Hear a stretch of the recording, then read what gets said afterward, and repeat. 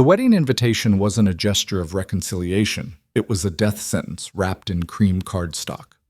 Margaret Hawthorne had positioned Elena Wright's seat near the restrooms, a calculated insult designed to parade her ex-daughter-in-law's downfall before 200 witnesses. What the matriarch didn't anticipate was the convoy of black SUVs, the three identical boys in tailored suits, or the genetic truth that would detonate her son's perfect wedding. Sometimes revenge doesn't announce itself with fury. It arrives in silence, wearing designer labels, carrying living proof that some secrets refuse to stay buried. This is that story.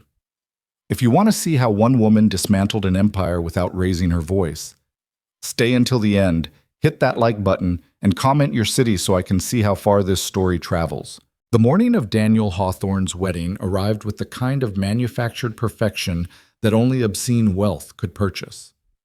The Hawthorne estate sprawled across 47 acres of manicured Connecticut countryside, its limestone facade gleaming in the early October sunlight like a monument to old money and older cruelty. Inside the main ballroom, 200 guests would soon gather to witness what Margaret Hawthorne had promised would be the social event of the decade, her youngest son's marriage to Victoria Ashford, heiress to a pharmaceutical fortune that made even the Hawthornes look middle class. But before the ceremony, before the 12-piece orchestra and the $30,000 flower arrangements, Margaret Hawthorne sat in her private study, holding a seating chart like a general reviewing battle plans. "You've seated her where?" Margaret's sister Patricia peered over her shoulder, her Botoxed forehead attempting something like surprise. "Table 17, near the service entrance." Margaret's smile was thin and sharp as a blade. "I want her to see everything. The dress, the reception, the life she'll never have." Patricia shifted uncomfortably. "Margaret, is this really necessary? The girl has been gone for 4 years." "That girl," Margaret said, her voice dropping to a temperature that could freeze champagne, "humiliated this family.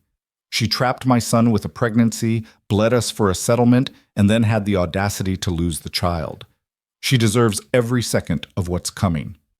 What Margaret Hawthorne didn't know, what she couldn't possibly know, was that the woman she'd spent 4 years despising had stopped being Elena Wright the moment the divorce papers were signed. That woman had died in a studio apartment in Boston, crying into hospital discharge papers that confirmed a miscarriage. The woman who would arrive at the Hawthorne estate in approximately 6 hours was someone else entirely. Someone who had learned that survival sometimes requires becoming unrecognizable. 4 years earlier, Elena had signed the divorce papers with hands that shook so violently she could barely hold the pen. Daniel hadn't even attended the meeting. He'd sent his lawyer, a man named Whitmore with dead eyes, and a briefcase full of NDAs, who had slid the settlement across the table like he was disposing of trash. 200,000, Whitmore had said, contingent on your silence regarding the marriage, the pregnancy, and anything you may have witnessed during your time with the Hawthorne family. Elena had stared at the number. $200,000. It was more money than her mother had earned in a lifetime of cleaning houses. It was also less than Margaret Hawthorne spent annually on her horses. "And if I don't sign," Whitmore had smiled, "then Mrs. Hawthorne will ensure you never work in this state again. She has connections, Miss Wright, very deep connections. You'll find yourself unemployable, unhoused, and utterly alone. Do we understand each other?" Elena had understood perfectly.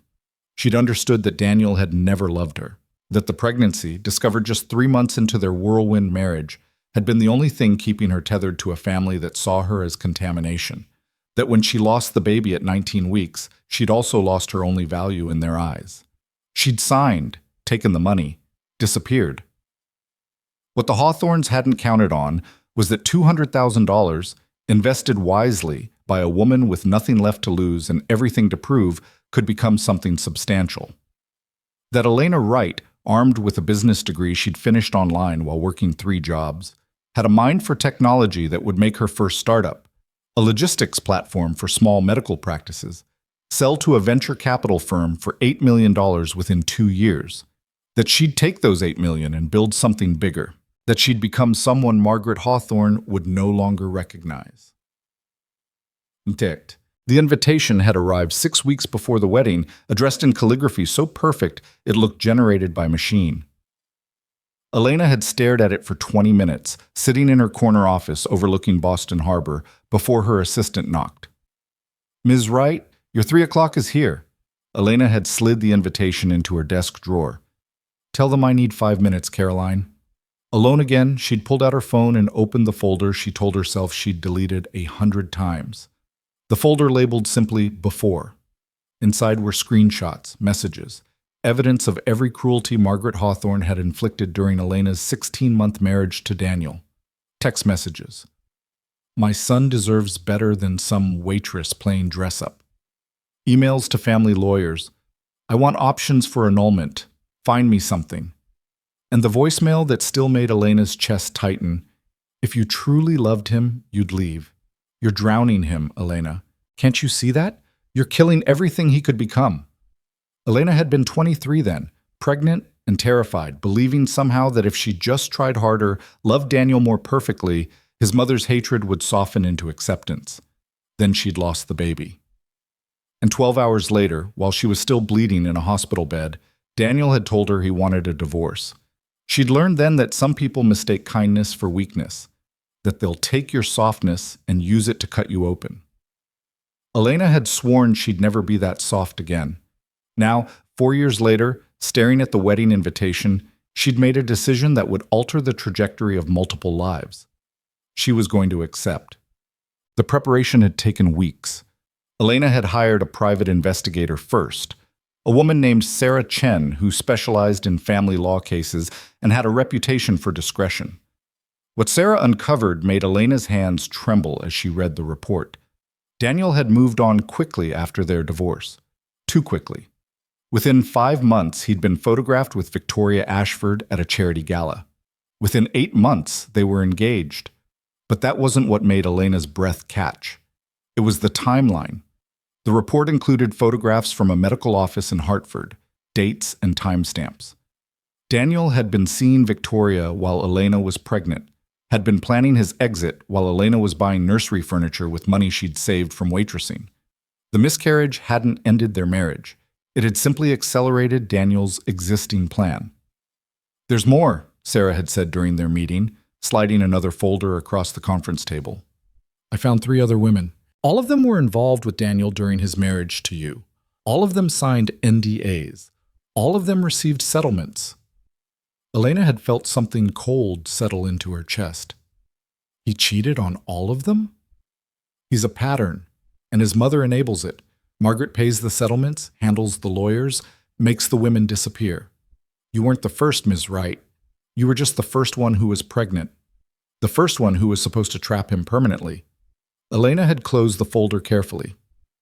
"Thank you, Sarah. Send me your final invoice." "Are you going to do something with this information?"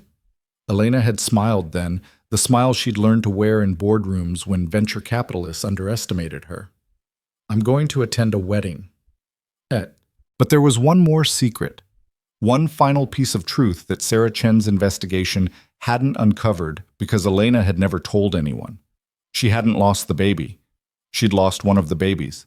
The ER doctor had been young, exhausted, working a double shift when Elena arrived bleeding and alone.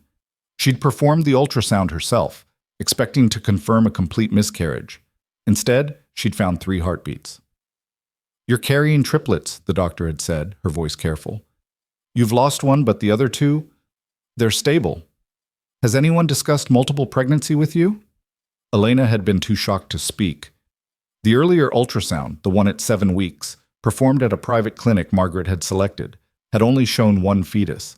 The technician had been rushed, barely spending 5 minutes on the scan before declaring everything normal and sending Elena on her way. She'd been carrying 3 children. Margaret's preferred clinic had missed 2 of them. And when Elena started bleeding at 19 weeks, everyone, Daniel, Margaret, the family lawyer, had assumed she'd lost the pregnancy entirely. Elena had been too devastated, too overwhelmed to correct them. She'd simply left, taken the settlement and disappeared into a grief too complex to explain. It was only later, alone in a Boston apartment, working with a new doctor who actually listened, that Elena learned the truth. Her remaining sons were healthy, thriving even.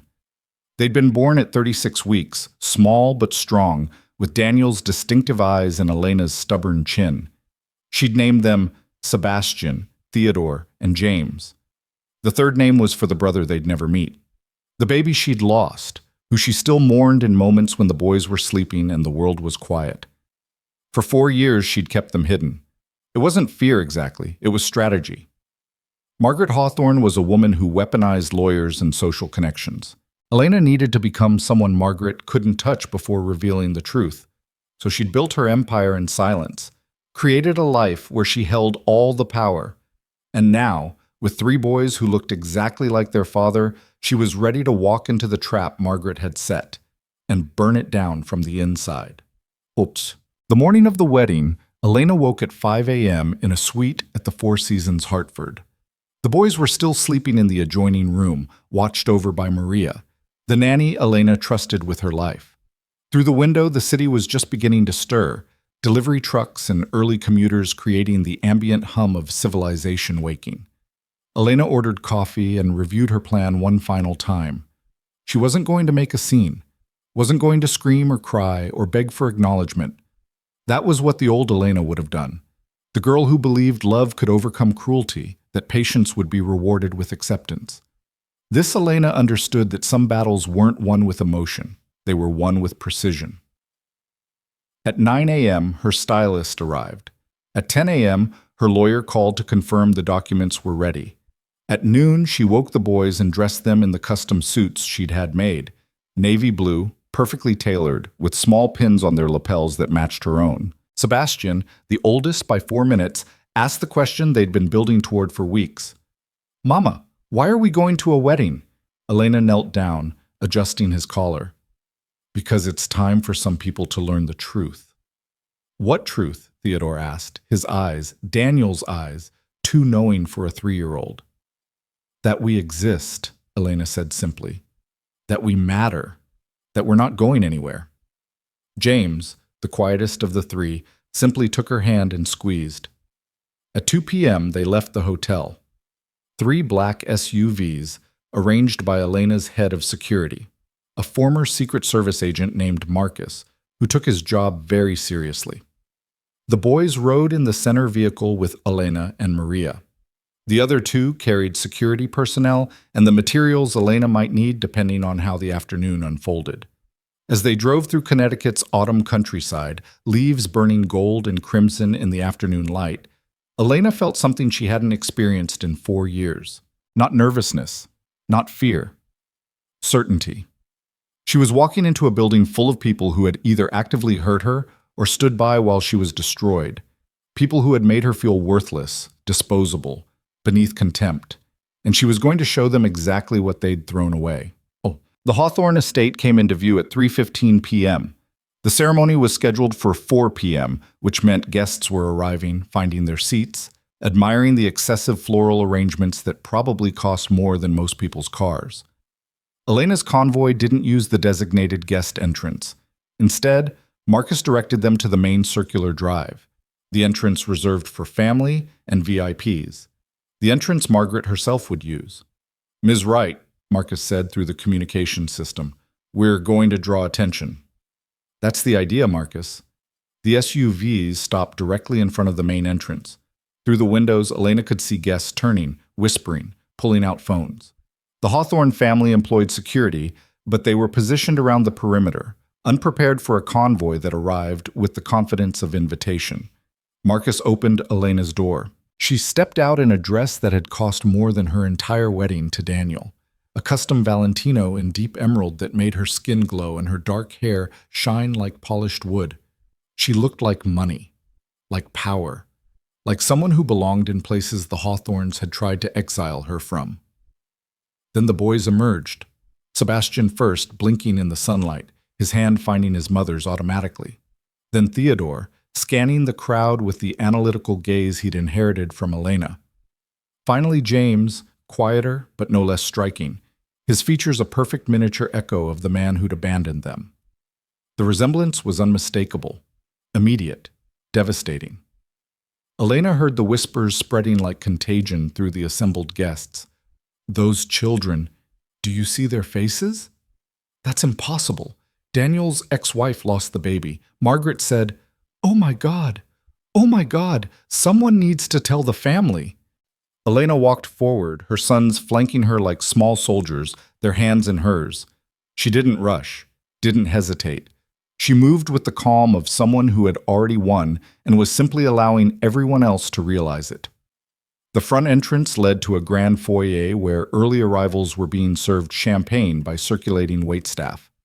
Conversations died as Elena entered. A waiter actually dropped his tray, the crash of breaking glass punctuating the sudden silence. And then Elena saw her. Margaret Hawthorne stood near the base of the grand staircase, holding court with a cluster of society women whose names Elena had been forced to memorize during her brief, miserable time as Daniel's wife. She was wearing a mother-of-the-groom dress in champagne silk, diamonds at her throat that could fund a small nation, her silver hair styled in the severe updo she'd worn for as long as Elena had known her. Their eyes met across the foyer.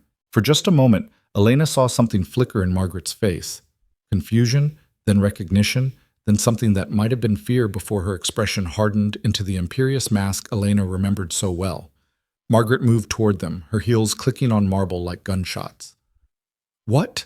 Margaret said, her voice low and venomous. "Do you think you're doing here?" Elena smiled.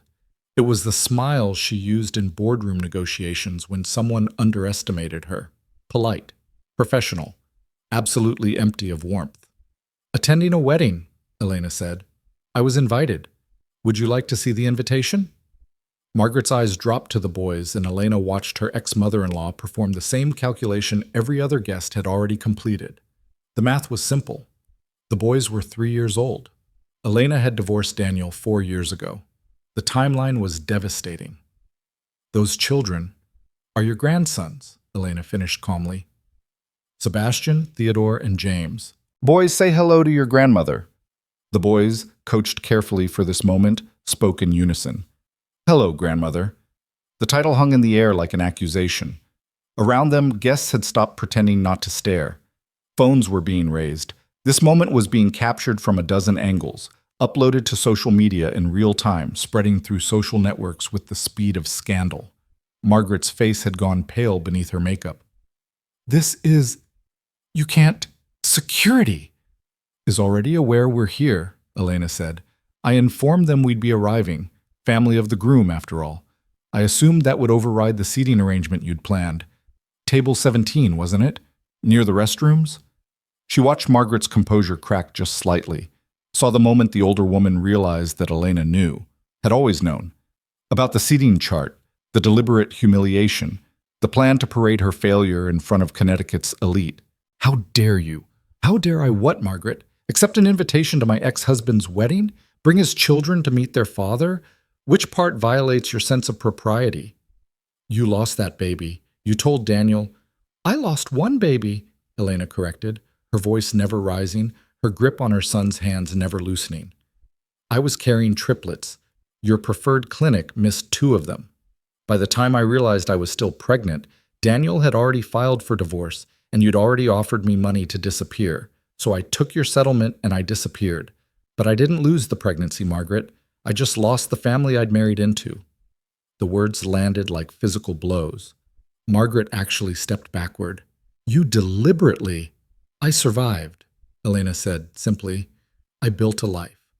And when I received the invitation to Daniel's wedding, an invitation with my name on it, sent to an address your family must have worked very hard to find, I realized you wanted me here. You wanted to humiliate me, so I decided to accept. All of me, including the parts you didn't know existed. Daniel will never—" "Daniel!" a new voice said from behind Margaret, tight with panic. "Needs to see this right now." Patricia stood at the base of the stairs, her face ashen.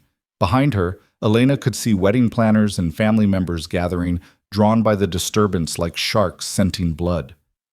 "Patricia, handle this," Margaret snapped. "I can't handle this, Margaret." "Those boys look exactly like Daniel did at that age. Everyone can see it. The guests are talking. Someone needs to get Daniel before—" "Before what?" Another voice, male and familiar, came from the stairway. Elena's chest tightened.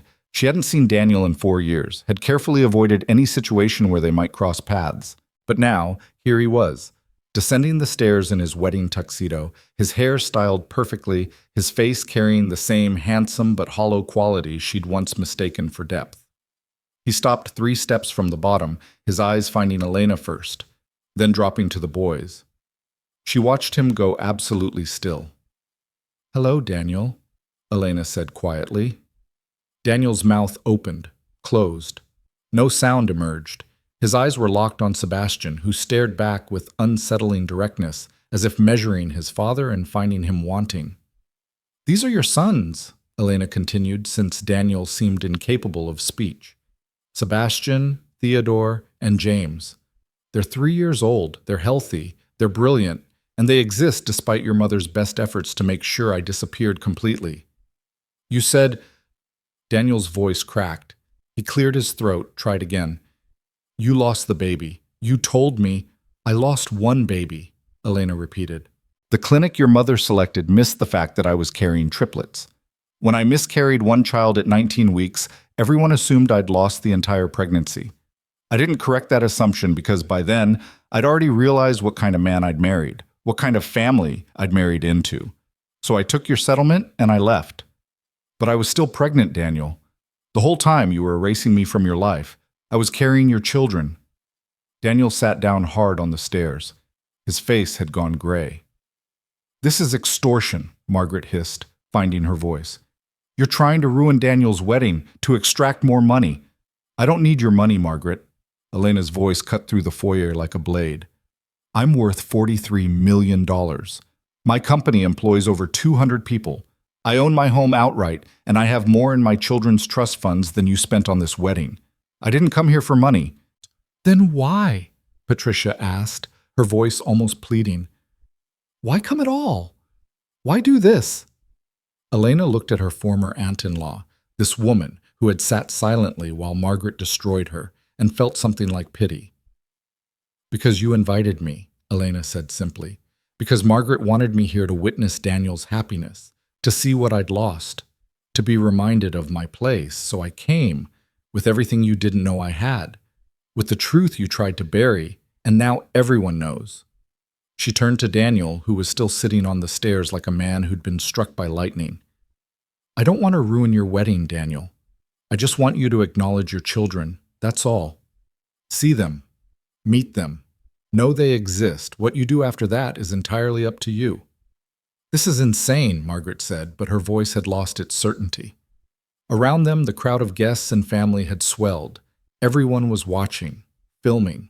This moment would be dissected and analyzed and shared for months. And then Sebastian, who had been silent throughout this entire exchange, spoke. "Mama, my teeth hurt." It was such a small, ordinary thing, a 3-year-old complaining about teething pain.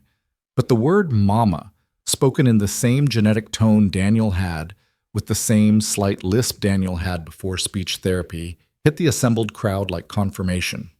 Elena knelt down, checking Sebastian's mouth with practiced ease. "I know, baby. We'll get you something for that soon, okay?" Theodore, not to be outdone, announced, "I'm hungry. Can we have the cake now?" James said nothing, but he was staring at Daniel with an intensity that made the grown man on the stairs look away. And somewhere in the chaos of this moment, as Margaret Hawthorne's carefully constructed wedding began to crack apart, Elena realized something. She'd already won. Not because she'd humiliated them, though that was happening organically, without any additional effort on her part. She'd won because she'd walked into this building terrified and powerless 4 years ago. And now she stood here in complete control, with 3 beautiful children and a life Margaret Hawthorne could never touch. The rest was just watching the collapse. "Daniel?" a woman's voice called from upstairs, sharp with confusion and fear. "Daniel, what's happening? Someone said—" Victoria Ashford appeared at the top of the stairs, resplendent in what had to be a $200,000 wedding dress, her veil trailing behind her like a ghost. She looked down at the scene below, her groom sitting on the stairs in shock, an unknown woman with 3 children, Margaret Hawthorne's face twisted in fury and fear, and 200 guests capturing every second. Who is that? Victoria demanded. Daniel couldn't seem to form words. Elena could have stayed silent, could have let someone else explain. But she'd come this far. Might as well finish it. I'm Elena Wright, she said, looking up at the bride. Daniel's first wife. And these are his sons. I'm sorry to interrupt your wedding day, Victoria, truly, but I think you should know what you're marrying into. The silence that followed was so complete, Elena could hear the ventilation system, the distant sound of the orchestra warming up, the rustle of expensive fabric as 200 people held their collective breath. Victoria's face, perfectly made up for cameras and Instagram posts, crumpled slowly. She looked at Daniel, back at Elena and the boys, at Daniel again. You have children? Her voice was barely a whisper. I didn't know, Daniel said quickly. Too quickly. Victoria, I swear I didn't know. He knew I was pregnant when he filed for divorce, Elena interjected quietly. He knew I lost a child. He just didn't know I was carrying 3 and that 2 survived. But the pregnancy itself? He absolutely knew about that. Victoria's hand went to her mouth. Behind her, bridesmaids were gathering, confusion and concern on their young faces. Is this true? Victoria asked Daniel. Were you married before? It was barely a marriage, Margaret interjected desperately. 16 months, a mistake, Daniel corrected. While I was pregnant with his children, Elena finished, a mistake that resulted in 3 human beings who deserved to know their father. Victoria turned and walked back down the hallway, her dress making soft shushing sounds against the floor. Her bridesmaids scattered like startled birds. Daniel stood finally, his face a mask of devastation. Elena, Don't, Elena said. Don't apologize. Don't explain. Just look at them. That's all I'm asking. Look at your sons and acknowledge they're real. Daniel's eyes found the boys again. Sebastian had inherited his father's cheekbones. Theodore had his smile. James had his intensity, the way he looked at the world like it was a puzzle to solve. They look like me, Daniel said, his voice breaking. Yes, Elena agreed. They do. And that's when chaos truly erupted. Victoria's father, a large man with a red face and the temperament of someone used to getting his way, stormed down from the upstairs dressing area where apparently the groom's party had been sequestered. What the hell is going on here? The bride is crying, the wedding is delayed, and someone needs to explain. He stopped as he saw the boys, as he performed the same instant calculation everyone else had made. Margaret, he said slowly, dangerously, you told us Daniel had no prior children, no existing entanglements. Is that woman? Are those boys? A misunderstanding, Margaret tried. An attempt at extortion. I signed a prenup with clauses about prior children, Mr. Ashford continued, his voice rising. Clauses that affect Victoria's inheritance. If Daniel lied about having children, he didn't lie, Elena said tiredly. He genuinely didn't know. I didn't tell him. But now he knows. And you know. And everyone here knows. The question is what happens next. What happened next was pandemonium. Victoria's family demanded the wedding be canceled. Margaret insisted it proceed. Daniel stood frozen, unable to make decisions or form coherent sentences. Guests began leaving, some apologetic, most gleeful at the scandal they'd witnessed. The wedding planner, a severe woman with a clipboard, tried desperately to restore order while the caterers asked if they should still serve dinner. Through it all, Elena stood quietly with her sons, watching the Hawthorne empire crack apart. She didn't gloat, didn't smile. She simply held her children's hands and waited. Eventually, Margaret turned to her, fury and desperation warring in her eyes. What do you want? Margaret demanded. Money? Is that what this is? Name your price. Elena laughed then. She couldn't help it. The sound echoed through the foyer, genuine and without malice. I told you, Margaret, I don't need your money. I have more than you do.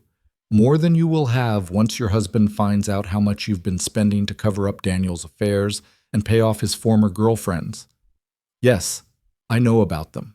All of them.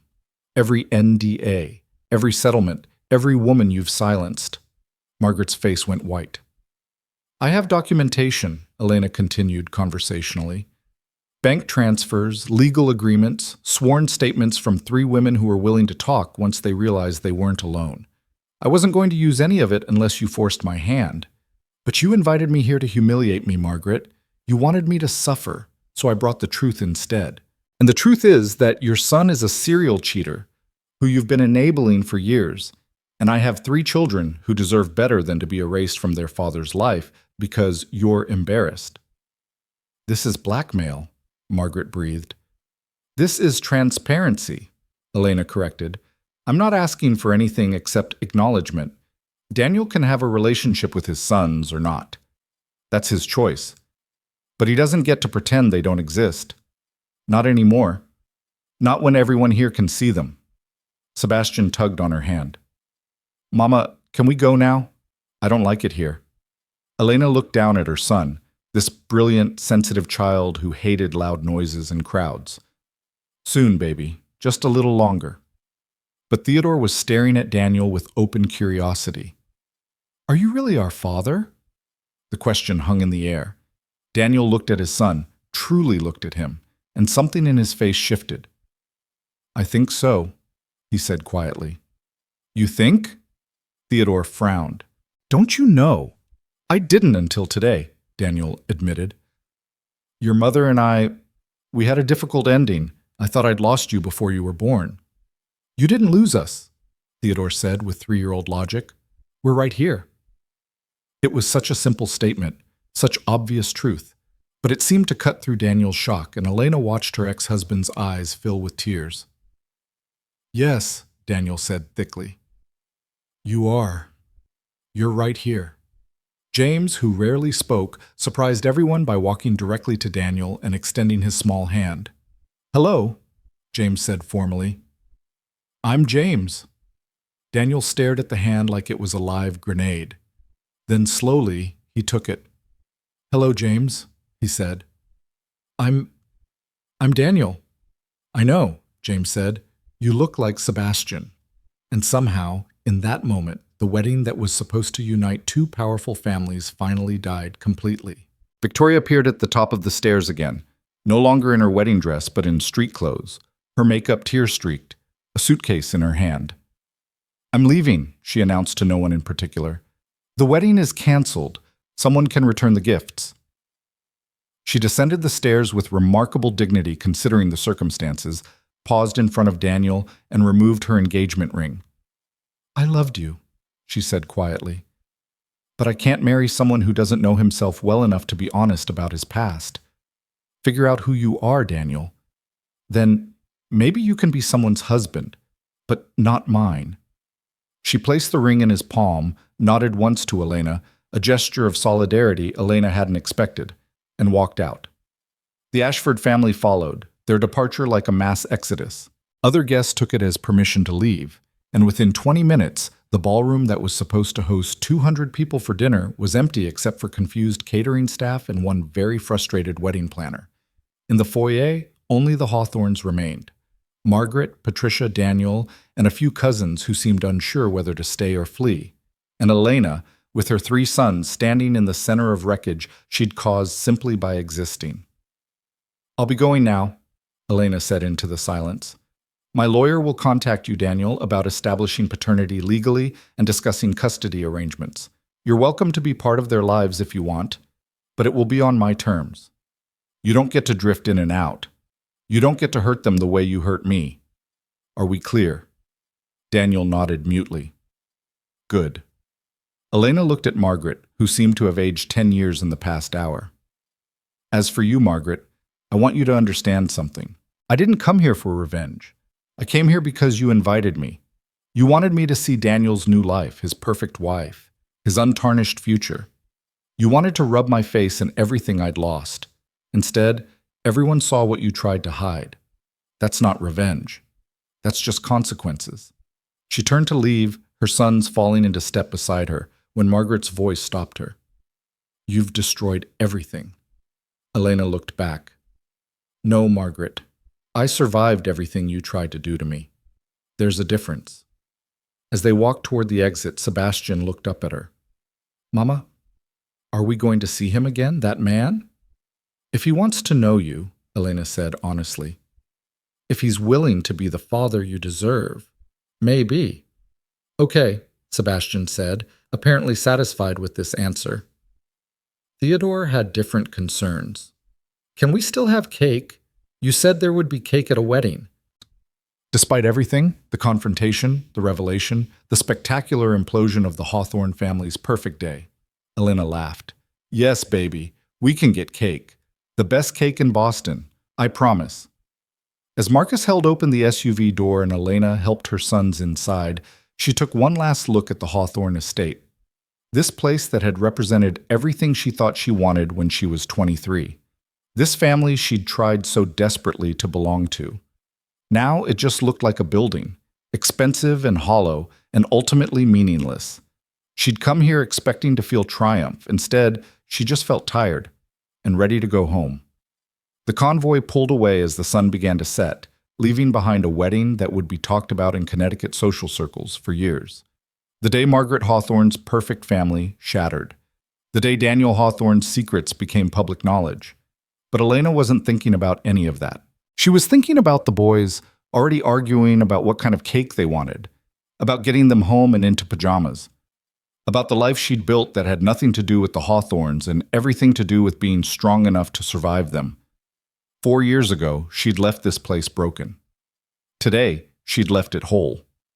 And that, Elena thought, as Boston's skyline came into view, was the only revenge that mattered. The silence in the SUV was broken only by Theodore's continued lobbying for chocolate cake specifically, while Sebastian insisted that vanilla was superior, and James said nothing but looked like he was carefully cataloging both arguments for future reference. Elena sat between them, her hand resting on the leather seat, watching Connecticut blur past the tinted windows as they headed back toward Boston. Her phone had been vibrating continuously since they'd left the estate. Messages, emails, notifications from social media platforms she rarely used. The scandal was spreading faster than she'd anticipated, amplified by 200 witnesses with smartphones and an insatiable appetite for Hawthorne family drama. Maria, seated across from them, caught Elena's eye. Miss Wright, should I prepare statements? The media will be calling. Elena shook her head. No statements. Let them speculate. The truth speaks for itself. What she didn't say was that she'd already planned for this, had consulted with a crisis management team weeks ago, gaming out every possible scenario. The best response to a media frenzy, they'd advised, was strategic silence. Let the other side scramble. Let them make mistakes while trying to control a narrative that was already beyond their grasp. Her phone buzzed again. This time it was a call, not a text. The name on the screen made her breath catch. Daniel. She declined it, then blocked the number. Whatever Daniel Hawthorne wanted to say to her could go through lawyers. She'd meant what she'd told him at the estate. He didn't get to drift in and out of their lives on his terms. He didn't get access to her or her children until he proved he deserved it. The phone buzzed immediately again. Different number. She answered this time, already knowing who it would be. Ms. Wright, it's Jonathan Reeves. Her lawyer's voice was professionally calm, but she could hear the excitement underneath. I've had 4 calls in the last 20 minutes. Margaret Hawthorne's attorney, Daniel's personal lawyer, the Ashford family's legal team, and someone claiming to represent a tabloid offering you $2 million for an exclusive interview. Tell the tabloid no. Tell everyone else they can submit formal requests through you and we'll respond within 72 hours. Nothing before that. Understood, but Elena, you should know, Margaret is threatening legal action, custody suits, defamation. She's throwing everything at the wall to see what sticks. Elena closed her eyes. She'd expected this. Margaret Hawthorne didn't accept defeat gracefully. Let her threaten. We have documentation that Daniel knew about the pregnancy. We have proof they coerced me into signing an NDA. We have 4 years of my financial records showing I've provided for these children entirely alone. Let her try to make a custody case. There's something else. Jonathan's voice dropped. I got a call from Victoria Ashford's attorney. She wants to speak with you. Off the record. That was unexpected. Did they say why? No, but the attorney emphasized it was important and that Victoria specifically requested it. No lawyers present, just the 2 of you. Elena glanced at her sons, now debating whether sprinkles counted as a legitimate cake topping. These boys who'd never asked to be born into this mess, who deserved better than to be weapons in someone else's war. Set it up, Elena said finally, but somewhere neutral, and I want Marcus present, even if he stays in another room. I'll arrange it. Elena, Jonathan paused. You did well today. I know that wasn't easy. Easy. No, it hadn't been easy. Walking into that estate had required every ounce of courage she'd built over 4 years. Standing in front of Margaret, looking Daniel in the eye, exposing her children to that family's toxicity, none of it had been easy, but it had been necessary. Thank you, Jonathan. Keep me updated. She ended the call as they crossed into Massachusetts. The boys had moved on from cake discussions to arguing about which movie they'd watch before bed, their voices rising in competition until Elena gently reminded them about indoor voices. Sorry, Mama, they chorused, immediately dropping to exaggerated whispers that made her smile despite everything. These children, her miracles. The 3 reasons she'd survived everything the Hawthornes had thrown at her. By the time they reached Elena's home in Boston's Back Bay, a renovated brownstone she'd purchased 2 years ago when her second company sold, it was nearly 8 o'clock. The boys were flagging, their earlier excitement giving way to exhaustion. Sebastian's teeth were still bothering him, Theodore was getting cranky, and even James looked ready to drop. Elena carried James while Maria helped the other 2 up the front steps.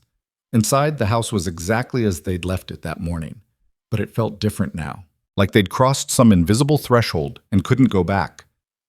Her phone rang again as she was helping Sebastian brush his teeth. Another unknown number. She ignored it. Then a text came through from a number she did recognize. Patricia Hawthorne. Elena, please, we need to talk, not about legal matters, about family. Can we meet? Elena stared at the message.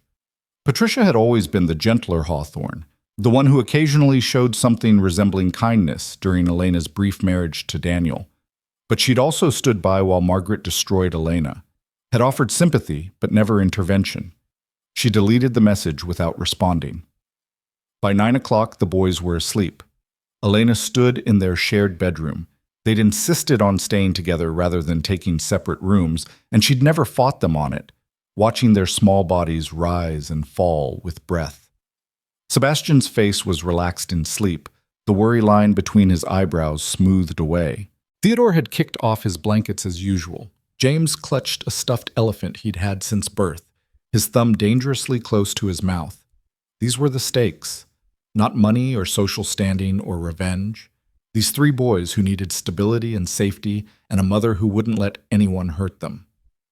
Elena's phone vibrated one more time. She almost ignored it, then saw it was a message from Sarah Chen, the private investigator.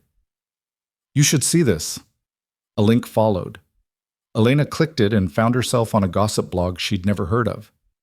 The headline made her stomach drop. Hawthorne heirs secret children crash. Wedding exclusive photos. Below it were pictures, dozens of them. The boys stepping out of the SUV. Elena walking into the estate. The confrontation in the foyer, captured from multiple angles. Daniel's face when he first saw his sons. Margaret's expression of fury and fear. Even Victoria, in her street clothes, walking away from her own wedding. Someone had been documenting everything. Multiple someones, based on the variety of angles. The article itself was surprisingly factual, sourced from multiple witnesses who'd attended the wedding. It detailed Elena's marriage to Daniel, the divorce, the pregnancy that everyone believed had ended in miscarriage. It quoted unnamed guests describing the moment the boys arrived, and the resemblance became undeniable. What it didn't include, and what Elena noticed immediately, was any statement from the Hawthorne family. No spin, no counter-narrative, just raw documentation of their worst moment, spreading across the internet like wildfire. Sarah had sent another message. This is just the first one. There are 6 more articles already published. TMZ picked it up. So did page 6. Elena, you're about to become very famous. Are you prepared for that? Was she prepared? Elena had built companies, negotiated with venture capitalists, fired executives twice her age. But media attention on this scale was different. This wasn't business. This was personal. This was her children. She texted back. Do what we discussed. Release the statement about protecting the children's privacy. Nothing else. The statement had been prepared weeks ago, just in case. A simple request that media outlets refrain from publishing identifying information about minors. It wouldn't stop the coverage, but it might keep the boys' names and photos slightly less accessible.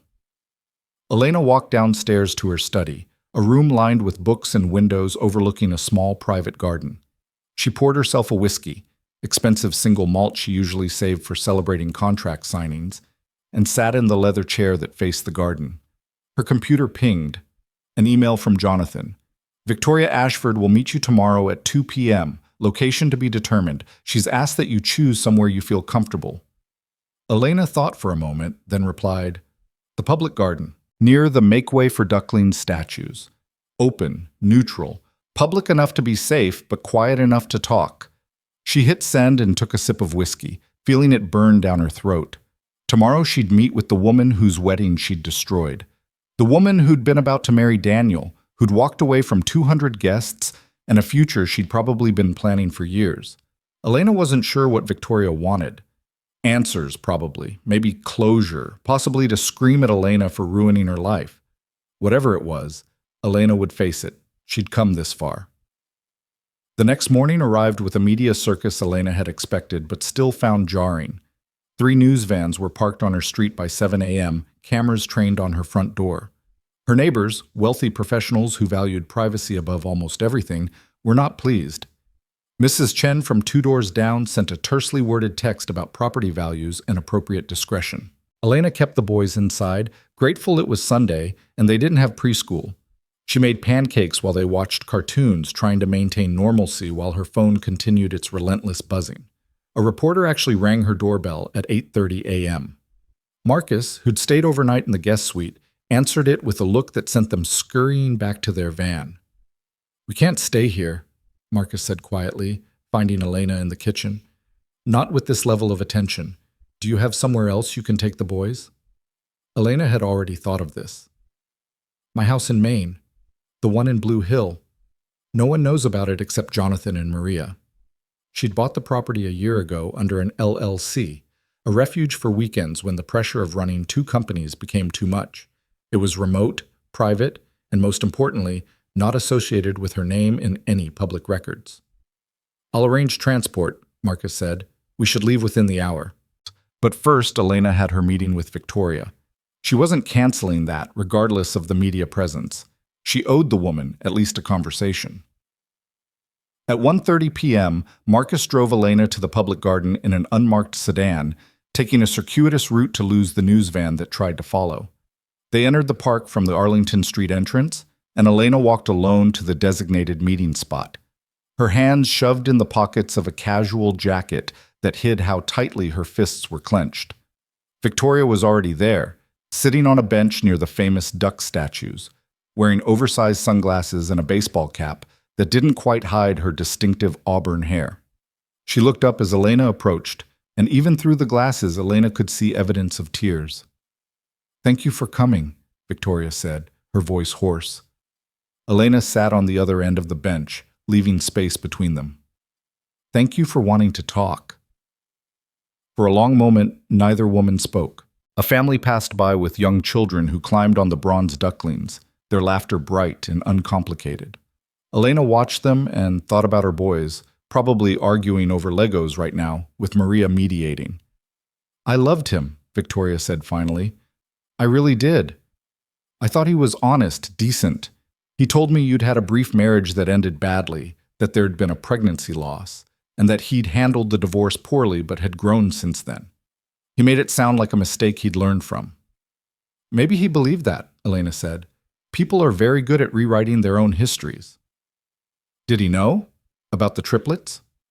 Victoria pulled off her sunglasses, and Elena saw her eyes were red-rimmed and exhausted. Or were you telling the truth about that? He knew I was pregnant when he filed for divorce. He knew I lost 1 baby. He didn't know I was carrying 3, or that 2 survived because I never told him. By the time I knew for sure I was still pregnant, he'd already moved on. I saw pictures of you together 2 months after our divorce was finalized. Victoria flinched. We met at a charity event. He seemed sad, wounded. I thought I could help him heal. You probably did, Elena said without malice. Daniel's very good at being the wounded party. His mother taught him that. Make yourself the victim and no one looks too closely at what you actually did. His mother, Victoria laughed bitterly. Margaret called me 17 times yesterday. 17. Begging me to reconsider, offering money, promising Daniel would cut ties with you and the children, saying we could pretend none of this happened. Like you could just erase 3 human beings from existence. Elena's hands tightened in her pockets. What did you tell her? That I wouldn't marry a man who would abandon his own children. That if Daniel could cut them out of his life to make me comfortable, he could eventually do the same to any children we might have. That I deserve better than being someone's second chance at getting it right.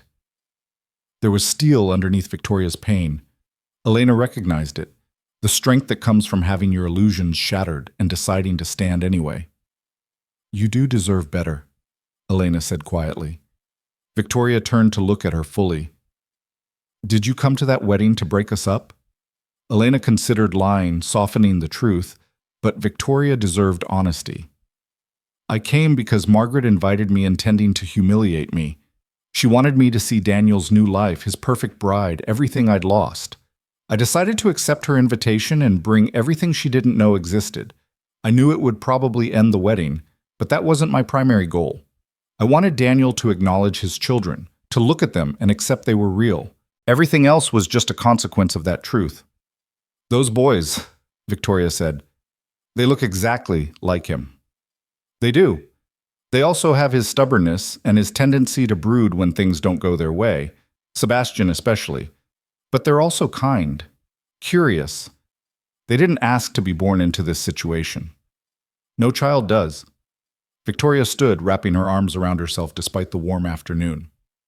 I'm leaving Boston, going back to San Francisco for a while. My family has business there, and I need distance from all of this. But I wanted you to know something. She pulled an envelope from her purse and held it out. Elena took it, confused. That's the name of a lawyer, someone I trust. She specializes in family law and custody cases. If Margaret tries to take those boys from you, and she will try, Elena, she's already talking about it, you'll need the best representation possible. This woman is better than anyone the Hawthornes can hire. Elena stared at the envelope, unexpected tears prickling her eyes. Why would you help me? Because you told the truth when it would have been easier to stay silent. Because those boys deserve protection. And because I've spent the last 24 hours learning exactly what kind of family I almost married into. And I wouldn't wish Margaret Hawthorne on anyone. Victoria's smile was sad and genuine. Also, between us, watching Margaret's face when she realized you were successful and powerful and completely beyond her control, that was the only good part of yesterday. Elena stood and, on impulse, pulled Victoria into a brief hug. The other woman stiffened, then relaxed, returning the embrace. Thank you, Elena whispered. Protect those boys, Victoria said. Don't let the Hawthornes turn them into weapons, or victims. She walked away, her shoulders straight despite everything, and Elena stood watching her go, this woman who could have been an enemy but chose to be an ally instead. The envelope in her hand felt like possibility, like armor. Marcus appeared at her elbow. We should go, Ms. Wright. There's press at the Boylston Street entrance. Elena nodded and let him guide her back to the car. As they drove toward her house to collect the boys and Maria for the trip to Maine, she called Jonathan. I need you to initiate formal paternity testing, she said without preamble. And I want to file first for custody arrangements. Don't wait for the Hawthornes to make the first move. That's aggressive. It could escalate things. Things are already escalated. Margaret's going to come after me legally. I want us on offense, not defense. File for sole legal custody with supervised visitation for Daniel pending paternity confirmation. Make it clear the boy's welfare is non-negotiable. And if Daniel wants to be involved? Elena thought about her ex-husband's face when he'd seen his sons. The tears, the shock, the way he'd taken James's hand like it was the most precious thing he'd ever held. Then he'll have to prove it. Showing up isn't the same as being a father. He'll have to demonstrate consistency, stability, genuine interest in their lives, and he'll have to do it despite his mother's interference, which we both know Margaret won't accept quietly. Understood. I'll have papers ready by tomorrow. Elena, Jonathan paused. Victoria Ashford's attorney contacted me again. Said Victoria wants to provide a deposition supporting your case. Details about things Margaret said regarding you during the wedding planning. It could be very helpful. Elena closed her eyes. Victoria, still helping even as she fled the wreckage. Accept it, and send her flowers. Something simple but expensive. From me. The rest of the day passed in organized chaos. Elena packed bags for an indefinite stay while Maria entertained the boys. Marcus coordinated with local police to ensure they could leave without being followed by press. Jonathan sent preliminary legal documents for Elena's review.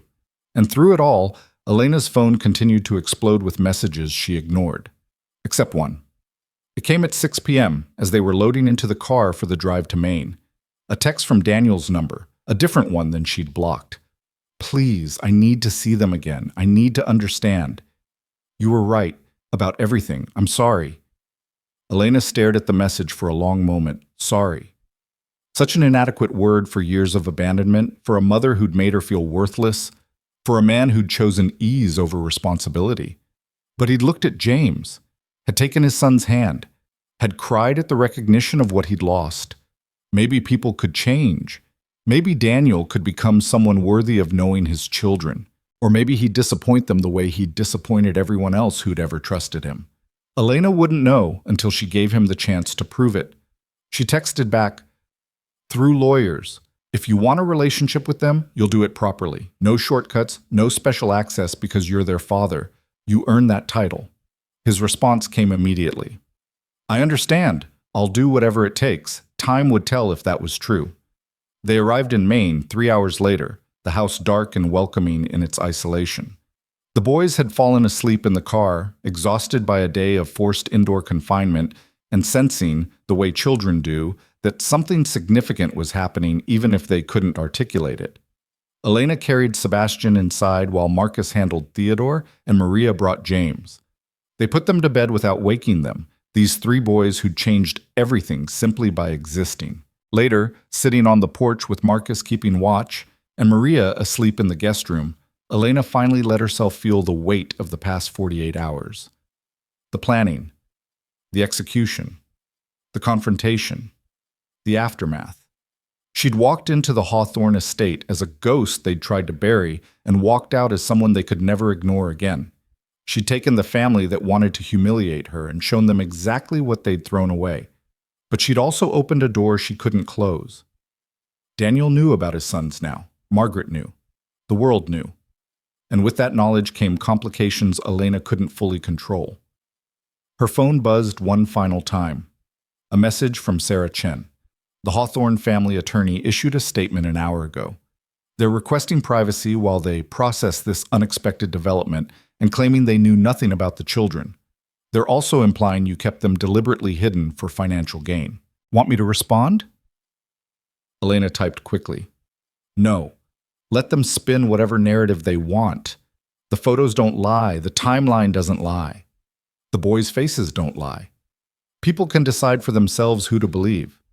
She set the phone down and looked out at the dark ocean, barely visible beyond the trees. Somewhere in Connecticut, Margaret Hawthorne was probably destroying her study in fury. Daniel was probably drinking himself into numbness. The Ashford family was probably celebrating their narrow escape. And here, in this quiet house on the Maine coast, 3 boys slept peacefully, unaware they'd just rewritten the future of one of New England's most powerful families. Elena pulled a blanket around her shoulders as the temperature dropped. Tomorrow would bring new challenges, legal battles, media scrutiny, Margaret's inevitable counterattack. But tonight, she'd done what she set out to do. She'd walked into the trap set for her and turned it into a cage for the people who'd thought they could break her. And she was just getting started. The first week in Maine passed in a strange suspension of normalcy. Elena woke each morning to the sound of waves and gulls instead of city traffic, made breakfast while the boys played in the enclosed yard, and tried to pretend the outside world wasn't currently dissecting her life with surgical precision. But every time she checked her phone, which she'd limited to twice daily for her own sanity, the reality crashed back in. The media coverage had evolved from factual reporting to full-scale speculation. Think pieces about class, power, and single motherhood. Opinion columns debating whether Elena had been justified in keeping the boys secret. Social media wars between people who saw her as a victim fighting back and those who accused her of weaponizing children for revenge. Through it all, the Hawthornes remained strategically quiet, their initial statement about processing this unexpected development serving as their only public comment. But Jonathan sent daily updates about what was happening behind the scenes, and none of it was quiet. Margaret had retained the most expensive family law firm in New York. They'd filed motions demanding immediate paternity testing, challenging Elena's right to sole custody, and requesting a psychological evaluation of Elena's fitness as a parent. The documents were masterpieces of legal aggression, painting Elena as unstable, vindictive, and potentially dangerous to the children she'd raised alone for 3 years. Elena read the filings in her bedroom after the boys were asleep, Marcus standing guard downstairs, and Maria monitoring the security cameras. The words were designed to wound, to make her question herself, to resurrect the powerless girl she'd been 4 years ago. "They're saying I have borderline personality disorder," Elena told Jonathan during their nightly call, her voice tight. "Based on the fact that I didn't immediately inform Daniel about the pregnancy continuing. They're claiming that keeping the boys hidden demonstrates a pattern of deception and emotional instability." "It's standard intimidation tactics," Jonathan replied calmly. "They're trying to scare you into settling. But Elena, their case is weak. You have 4 years of documented stability. You've built 2 successful companies. You've provided excellent care for 3 children as a single parent. No judge is going to see you as unfit. Margaret has connections. She told me once that she knows every judge in Connecticut personally." "Good thing we're filing in Massachusetts, then. And the lawyer Victoria recommended? Rebecca Chen? She's already reviewed everything. She says the Hawthornes' filings are aggressive but ultimately empty. Lots of noise, very little substance." Elena wanted to believe him. She did believe him, rationally. But fear didn't operate rationally.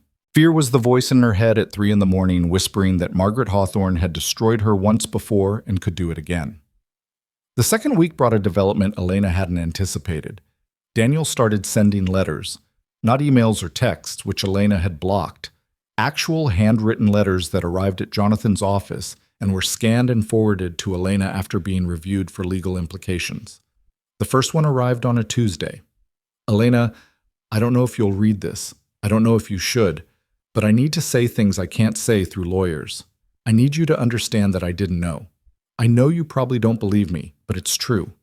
When you told me you'd lost the baby, I was devastated. Not because I wanted to be a father, I wasn't ready, wasn't mature enough, but because I knew what it meant to you. I knew you'd wanted that child. And I also knew, in some cowardly part of myself, that the miscarriage gave me an exit. My mother had been pushing for divorce from the day we married. She never thought you were good enough, never accepted you, and I was too weak to stand up to her. When the pregnancy ended, I took the coward's way out. I let her convince me the marriage was a mistake. I let her handle everything while I pretended to grieve. The truth is, I was relieved. And I've hated myself for that relief every day since. Seeing those boys, our boys, seeing their faces that are somehow mine and yours combined, it broke something in me. Or maybe it fixed something that's been broken for years. I don't expect forgiveness. I don't deserve access to their lives. But I need you to know that I see it now. What I threw away. What I failed to protect. I was 26 and stupid and so desperate for my mother's approval that I sacrificed the only real thing I'd ever had. I'm not asking for anything. I just needed you to know that I'm sorry and that I understand if they never want to know me. Daniel Elena read the letter 3 times, searching for manipulation or strategy, but found only what seemed like genuine remorse. It didn't change anything. Daniel had still abandoned her, had still chosen the easy path, had still let his mother orchestrate her destruction. But it was something, a crack in the armor of denial the Hawthorne family had worn for so long. She didn't respond. The third letter arrived 4 days later, longer this time. "Elena, I've been going to therapy. I know that sounds like something I'm saying to look good, but it's true. After the wedding, after everything fell apart, I had what I think was a breakdown. Not a dramatic one. Just a quiet realization that I'm 30 years old, and I don't know who I am outside of what my mother wants me to be. The therapist asked me to write down the moments I'm most ashamed of. I filled 6 pages, and 5 of them were about you. About how I treated you during our marriage. How I let my mother belittle you at family dinners while I said nothing. How I made you feel like you weren't good enough when the truth was I wasn't good enough for you. How I told you I loved you while planning my escape. I was a coward. I am a coward. But I'm trying to change that. I've moved out of my mother's house. Did you know I was still living there? 30 years old, living in the West Wing like some pathetic man-child. I have an apartment now in Boston. Nothing fancy. My mother cut off most of my trust fund when I refused to continue fighting you for custody. Turns out standing up to her has consequences. I'm also working. Actually working, not the symbolic board positions she arranged for me. I got a job at a financial consulting firm. Entry level. The other associates are 23 and clearly confused about why someone my age is starting at the bottom. But it feels honest in a way nothing else in my life has felt. I'm not telling you this for sympathy or credit. I'm telling you because I want you to know I'm trying to become someone worthy of knowing those boys, even if it takes years, even if it never happens. I need to try. The paternity test results came back. I assume you know. They're mine. Biologically, legally, undeniably mine. I sat in the lawyer's office reading the results and I cried. My lawyer thought it was because I was upset about the legal implications. He started talking about custody strategies and parental rights. I had to leave the room. I wasn't crying about legal implications. I was crying because I have 3 sons I've never held, 3 children who exist because of me but have no idea who I am, 3 boys who look like me but have your strength, your resilience, everything I should have been but wasn't. I don't know what I'm asking for. I don't have the right to ask for anything. But if there's ever a chance, any chance, that I could meet them properly, not in the chaos of a ruined wedding, but in a real way, I would do anything. I would wait however long it takes. I would accept whatever terms you set. I would spend the rest of my life trying to be worthy of the gift of knowing them. Daniel. This letter Elena saved, folded it and put it in a drawer in her bedroom. She still didn't respond, but something had shifted. Daniel was taking concrete action, moving out, working, defying Margaret in ways that clearly had consequences. It didn't erase 4 years of absence, didn't undo the pain, but it was more than she'd expected. Rebecca Chen, Victoria's recommended lawyer, arrived in Maine on day 16. She was a small woman in her 50s with sharp eyes and an even sharper mind, and she spent 6 hours reviewing every document Elena had, asking questions that made Elena's previous legal team look lazy by comparison. The Hawthorne strategy is transparent, Rebecca said over dinner that evening, while the boys played in the other room. They want to overwhelm you with legal costs and emotional exhaustion, force you into a settlement where they get generous visitation rights and you accept financial support that gives them ongoing leverage. Margaret's betting you'll eventually cave because fighting is expensive and exhausting. I'm not caving, Elena said flatly. I know. That's why I took your case. Rebecca smiled slightly. Victoria told me about you. Said you walked into that wedding like you were attending a board meeting. Said Margaret Hawthorne looked at you and saw her worst nightmare. A woman she couldn't control or buy or intimidate. Margaret's not used to losing. No. Which is why she's going to lose spectacularly when this goes to court. Elena, your case is airtight. You're financially independent. You've provided stable, loving care for these children alone. You have documentation of the Hawthornes' coercive behavior during the divorce. You even have testimony from Victoria Ashford about things Margaret said regarding you during wedding planning. Statements that demonstrate ongoing hostility and bias. The only way Margaret wins is if you make a mistake. What kind of mistake? Letting her provoke you into doing something rash. Keeping the boys from Daniel if he demonstrates genuine effort to be involved. Appearing vindictive or controlling in depositions. Margaret's going to try every trick to make you look unstable. You need to be perfect, calm, reasonable, focused solely on the children's welfare. Elena thought about the letters sitting in her drawer, about Daniel's claims of change. What if Daniel actually wants to be a father? What if this isn't just Margaret pulling strings? Rebecca studied her carefully. Do you believe he's genuine? I don't know. Part of me thinks it's impossible for someone to change that much in 2 weeks. But another part remembers that he cried when he met James. That he looked at those boys and saw what he'd missed. People don't fake that. Then we test it.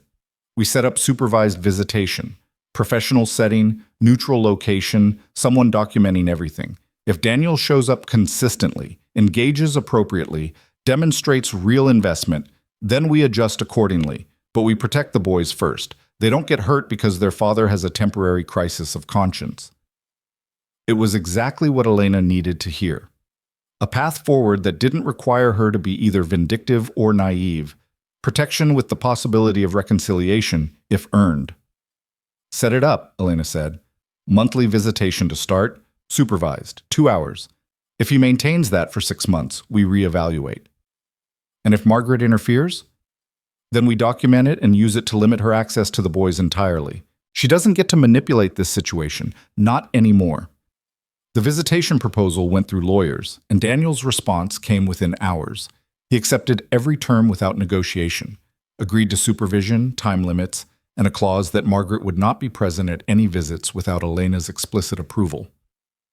The first meeting was scheduled for 3 weeks out, at a family therapy center in Boston that specialized in reunification cases.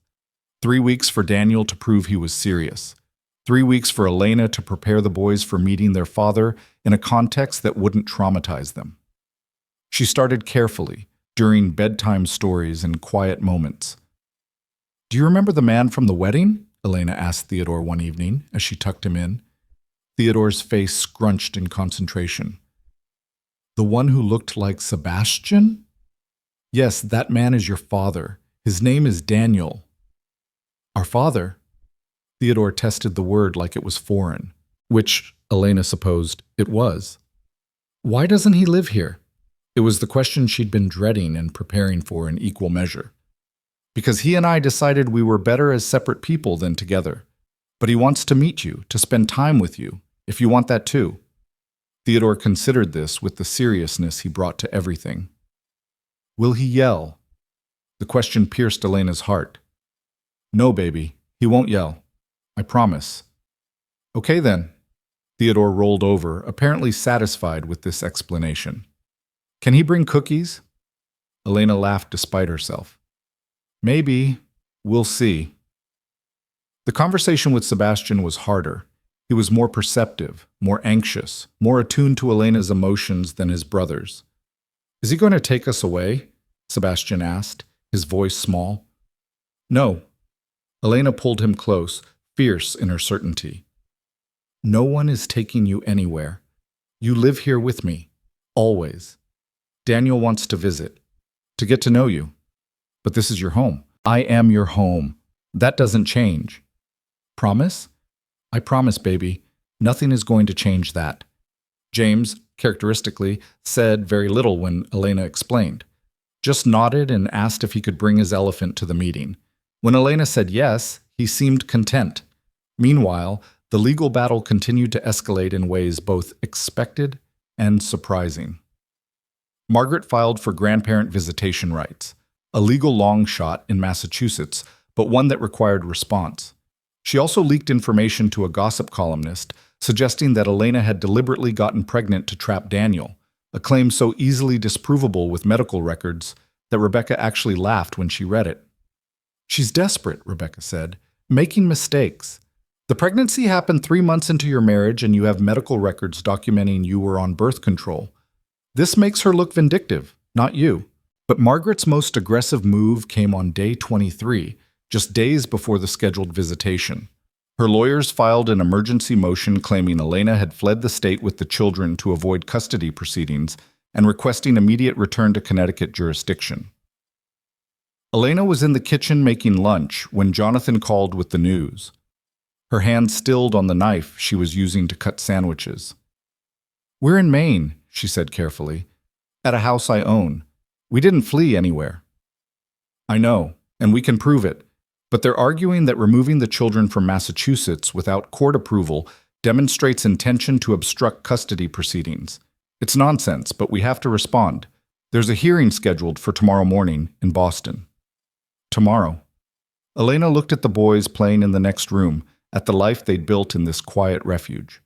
"I'll be there." "Elena, you don't have to appear in person. I can handle—" "I'll be there," she repeated.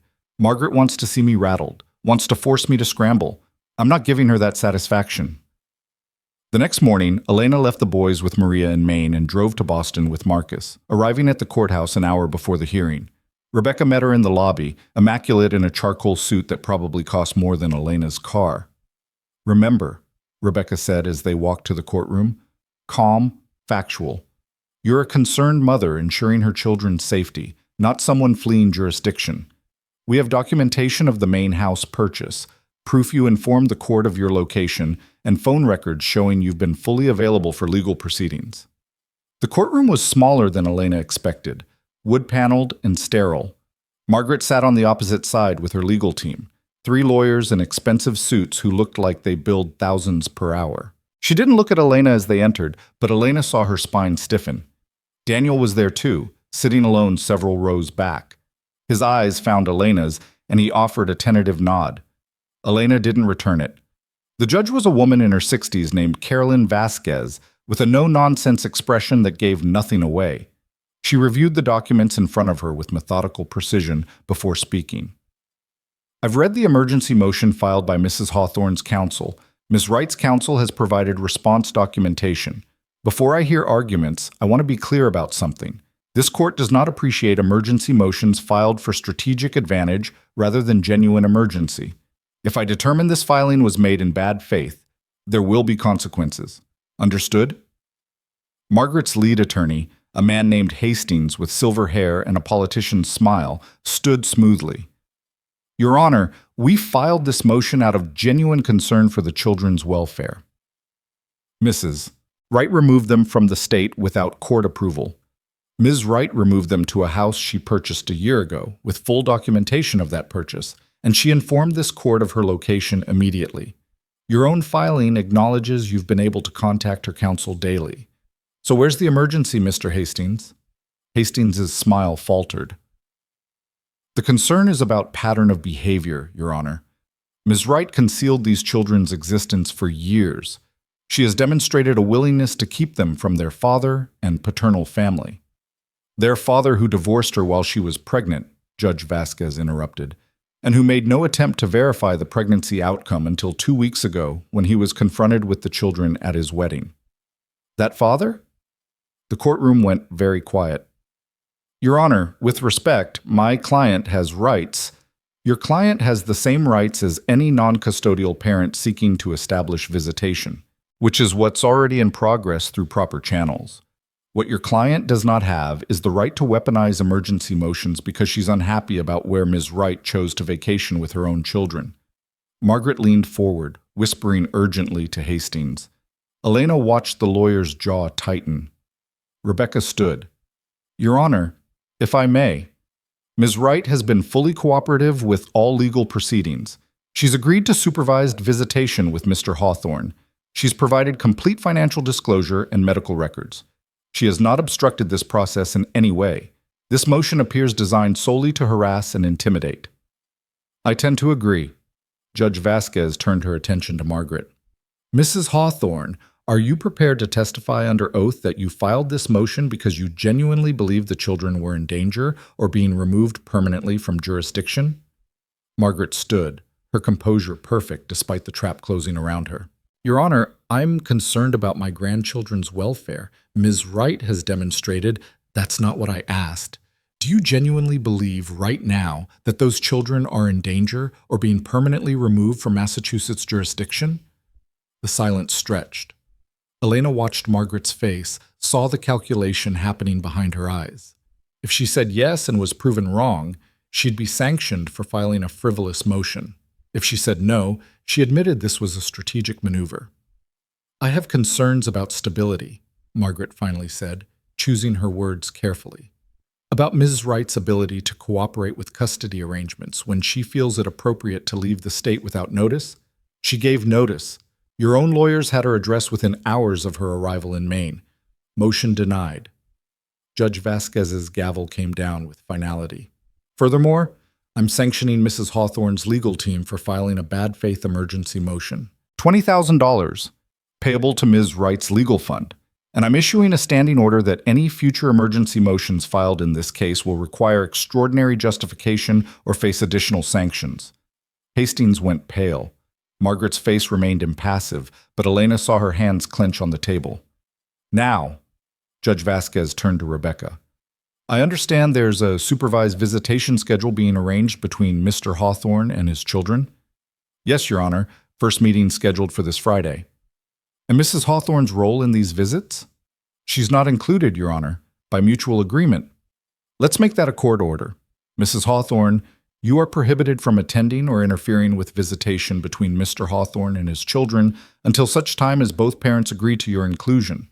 Violation of this order will result in contempt charges. Are we clear? Margaret stood again, her voice tight. Your Honor, these are my grandchildren. These are Ms. Wright's children, Mr. Hawthorne's children. You have no legal standing to demand access, particularly when your behavior suggests you view them as weapons in a custody battle rather than individuals with their own needs. If you want a relationship with your grandchildren, I suggest you start by respecting their mother's authority and their father's efforts at reconciliation. Court adjourned. The gavel fell again, and Elena felt something release in her chest. She'd walked in here expecting a fight. Instead, she'd watched Margaret Hawthorne get systematically dismantled by a judge who saw through her manipulation. As they stood to leave, Elena caught Daniel's eye. He looked shaken, but also somehow relieved, like watching his mother face consequences was both terrifying and necessary. In the hallway outside, Rebecca was practically glowing. That was beautiful. Vasquez is known for not tolerating grandstanding. She just put Margaret on notice that this court won't be a venue for her games. The $20,000 sanction gets paid to your legal fund, which means Margaret essentially just paid for part of your representation. It's punitive and symbolic. She'll be furious. As if summoned by mention of her name, Margaret appeared at the end of the hallway, her lawyers trailing behind her like exhausted attendants. She walked toward Elena with purpose, and Marcus stepped closer, ready to intervene. But Margaret stopped several feet away, maintaining distance. This isn't over, she said quietly, her voice carrying none of its usual commanding tone. She just sounded tired, old. It should be, Elena replied. You could choose to be a grandmother to those boys, to support Daniel's relationship with them, to accept that you lost control of the situation and make the best of what remains. But you won't, because you'd rather fight than surrender any ground. You don't understand what it means to protect family. I understand perfectly. I protect my family every day, from people who see them as commodities, as leverage, as things to be won or controlled. I protect them from people exactly like you, Margaret.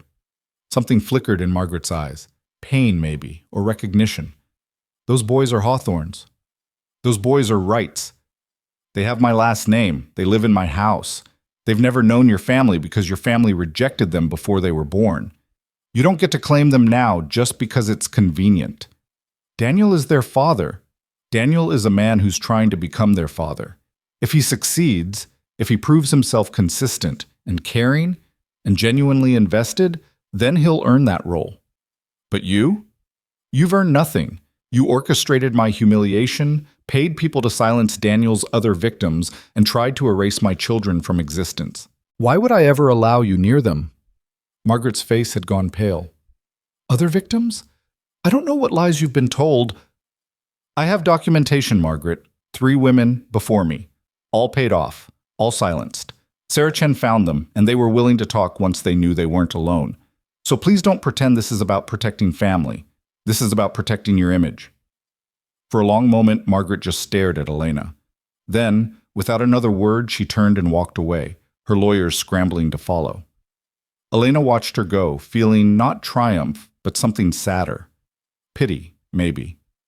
For a woman so terrified of losing control that she'd destroyed any chance of a genuine relationship with her grandchildren.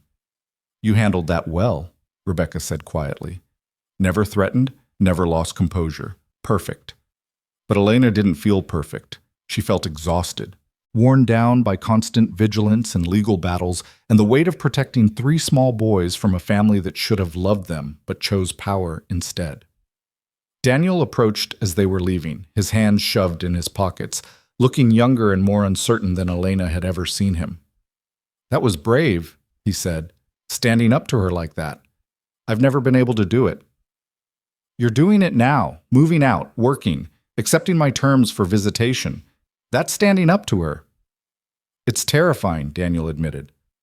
I'm 30 and I've never lived alone. Never had a job that wasn't handed to me. Never made a decision she didn't approve of first. I don't even know if I can do this. Then figure it out.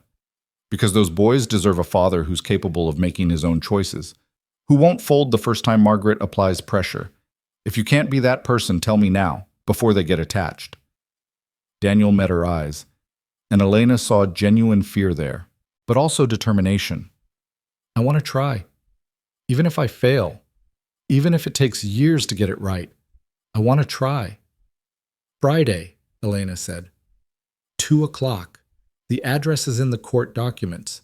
Be on time. Be sober. Be prepared to play with building blocks and answer questions about why you haven't been there for 3 years. Can you do that? I'll be there, Daniel promised. Elena studied him for another moment, then nodded and walked away. Marcus fell into step beside her as they headed to the parking garage. Do you think he means it? Marcus asked quietly. About trying? I think he wants to mean it, Elena said. Whether that translates to actual change remains to be seen. The drive back to Maine took 4 hours, and Elena spent most of it silent, watching Massachusetts give way to New Hampshire, give way to the rocky coast she'd come to love. By the time they arrived, it was nearly dark, and the boys were already in pajamas, watching a movie with Maria. They swarmed Elena the moment she walked in, all three talking at once about their day, about the fort they'd built, about whether she thought seals could breathe underwater or just hold their breath really well. She gathered them close, breathing in the scent of their shampoo and the simple, uncomplicated love they offered. This was why she fought, not for revenge or vindication or to prove anything to the Hawthornes. For this, for bedtime stories and scraped knees and questions about seals, for the ordinary, extraordinary privilege of being their mother. Mama, you're squishing us, Theodore complained, but he was smiling. Sorry, baby, I missed you. You were only gone 1 day, Sebastian pointed out, ever practical. 1 day is a long time when you love someone, Elena said, and she meant it. That night, after the boys were asleep and the house was quiet except for the ocean and wind, Elena stood at her bedroom window looking out at nothing. Friday was coming, the first visitation. The first time Daniel would meet his sons not in chaos, but in calm. The first test of whether a man who'd spent 30 years being his mother's puppet could learn to be someone's father. Elena didn't know what she hoped for. Part of her wanted Daniel to fail, to prove that people don't change, that she was right to have kept the boy's secret all these years. But a larger part, the part that remembered being 23 and in love, that remembered believing Daniel could be good if he just had the chance, that part hoped he'd succeed, not for her sake. She'd stopped needing anything from Daniel years ago, but for 3 boys who deserved to know their father was capable of trying, of failing and trying again, of choosing them even when it was hard. Friday would tell them which Daniel showed up, the man Margaret had made or the man he might become. Either way, Elena would be there, standing between her children and anything that might hurt them, ready to give Daniel the chance he'd never given her, but on terms that protected the people who mattered most. She pulled out her phone and sent a message to Rebecca. I want documentation of everything at Friday's visit, professional recording if allowed. I need to know exactly who we're dealing with. The response came quickly. Already arranged? Court-approved observer, written report, recordings if parents consent. We'll know exactly what kind of father he's trying to be. Elena set down her phone and crawled into bed, exhausted but unable to sleep. Somewhere in Boston, Daniel was probably equally sleepless, preparing for the most important meeting of his life. And somewhere in Connecticut, Margaret was likely plotting her next move, because women like her didn't accept defeat gracefully. But here, in this house by the ocean, 3 boys slept peacefully, unaware they were at the center of a battle that would determine the shape of their childhoods. Elena closed her eyes and tried to rest. Tomorrow was Thursday. The day before everything changed again. She needed to be ready. Friday morning arrived with fog so thick Elena could barely see the ocean from her bedroom window. She woke before dawn, her mind already racing through contingencies and worst-case scenarios, despite her best efforts to stay calm. The boys were still asleep, their breathing soft and even from the adjacent room, unaware that today would introduce them to a concept they'd never needed before. father as a person rather than an abstract idea. Elena made coffee and sat at the kitchen table reviewing the packet Rebecca had sent. Guidelines for supervised visitation, what to expect, how to handle the boys' questions afterward, red flags to watch for. It was thorough and professional and did nothing to calm the anxiety coiling in her chest. Maria found her there at 6:30, still in pajamas, surrounded by papers. "You should eat something," Maria said gently, moving to the stove. "The boys will need you steady today." "I don't know if I can do this." The admission came out before Elena could stop it. What if he hurts them? Not physically, but what if he promises to be there and then disappears again? What if they love him and he breaks their hearts? Maria set a plate of toast in front of her. "Then you'll be there to help them heal, just like you've been there for everything else. But Elena, you can't protect them from every possible pain. Sometimes you have to let them take the risk." Elena knew Maria was right. Knew that keeping the boys in a hermetically sealed bubble of safety wasn't parenting. It was fear masquerading as protection. But knowing something intellectually and feeling it emotionally were different things entirely. The boys woke at 7, full of their usual morning energy. Sebastian wanted to know if they could go to the beach later. Theodore announced he was going to build a rocket ship out of cardboard boxes. James said nothing but showed Elena a drawing he'd made of what might have been a dinosaur, or possibly a bus. It was hard to tell. Elena had told them yesterday about today's visit, keeping it simple. They were going to meet their father. He wanted to spend time with them. There would be a nice lady there to make sure everyone was comfortable. It would be just for a little while. Sebastian had asked if she would be there too. When Elena said yes, he'd seemed satisfied. Theodore had wanted to know if there would be snacks. James had simply nodded and returned to his drawing. Now, as she helped them dress in the clothes she'd carefully selected, nice but not formal, comfortable but presentable, she tried to gauge their emotional states. Sebastian was quieter than usual. Theodore was talking more than normal, a nervous habit he'd developed. James seemed unchanged, which meant he was processing internally in ways Elena couldn't access. "Are you nervous, baby?" Elena asked Sebastian as she buttoned his shirt. He nodded, not meeting her eyes. "What if he doesn't like me?" The question gutted her. "Sebastian, look at me." She waited until his eyes met hers. "He's going to love you, all three of you, and if somehow he doesn't, that's his failure, not yours. You are perfect exactly as you are. Understand?" "Okay, Mama." But he didn't look convinced. The drive to Boston took 3 hours, the boys alternating between chatter and silence in the back seat. Elena had brought tablets loaded with movies, snacks, and every distraction she could think of. But mostly they just stared out the windows, sensing perhaps that this day was different from the usual adventures. The family therapy center was in a renovate brownstone in Brookline, professionally decorated to be welcoming without being childish. Elena had toured it a week ago, making sure it met her standards. The supervised visitation rooms were set up like comfortable living rooms with toys, books, and observation windows where the court-appointed supervisor could watch without being intrusive. Rebecca was waiting outside when they arrived, along with a woman Elena didn't recognize, middle-aged, kind-faced, wearing a blazer that marked her as professional but approachable. "Elena, this is Dr. Patricia Morrow," Rebecca said. "She'll be supervising today's visit and providing the court report." Dr. Morrow shook Elena's hand. "Ms. Wright, I know this is difficult. I want you to know that my only priority today is the children's well-being. If at any point they seem distressed or uncomfortable, I'll end the visit immediately." "Thank you." Elena's voice was steadier than she felt. "And you must be Sebastian, Theodore, and James." Dr. Morrow crouched down to the boy's eye level. "I'm Dr. Morrow, but you can call me Dr. Patricia. I'm going to be here while you spend time with your dad today. If you need anything, or if you want to take a break, or if you just want to tell me something, that's what I'm here for. Okay?" The boys nodded in unison, 3 small faces uncertain but trying to be brave. They entered through the main doors into a reception area that smelled like lavender and fresh paint. Elena's hands were shaking. She clasped them together so the boys wouldn't notice. And then Daniel walked in from the opposite hallway. He looked different than he had at the courthouse, less polished. He was wearing jeans and a simple sweater, no designer labels visible. His hair slightly disheveled like he'd been running his hands through it nervously.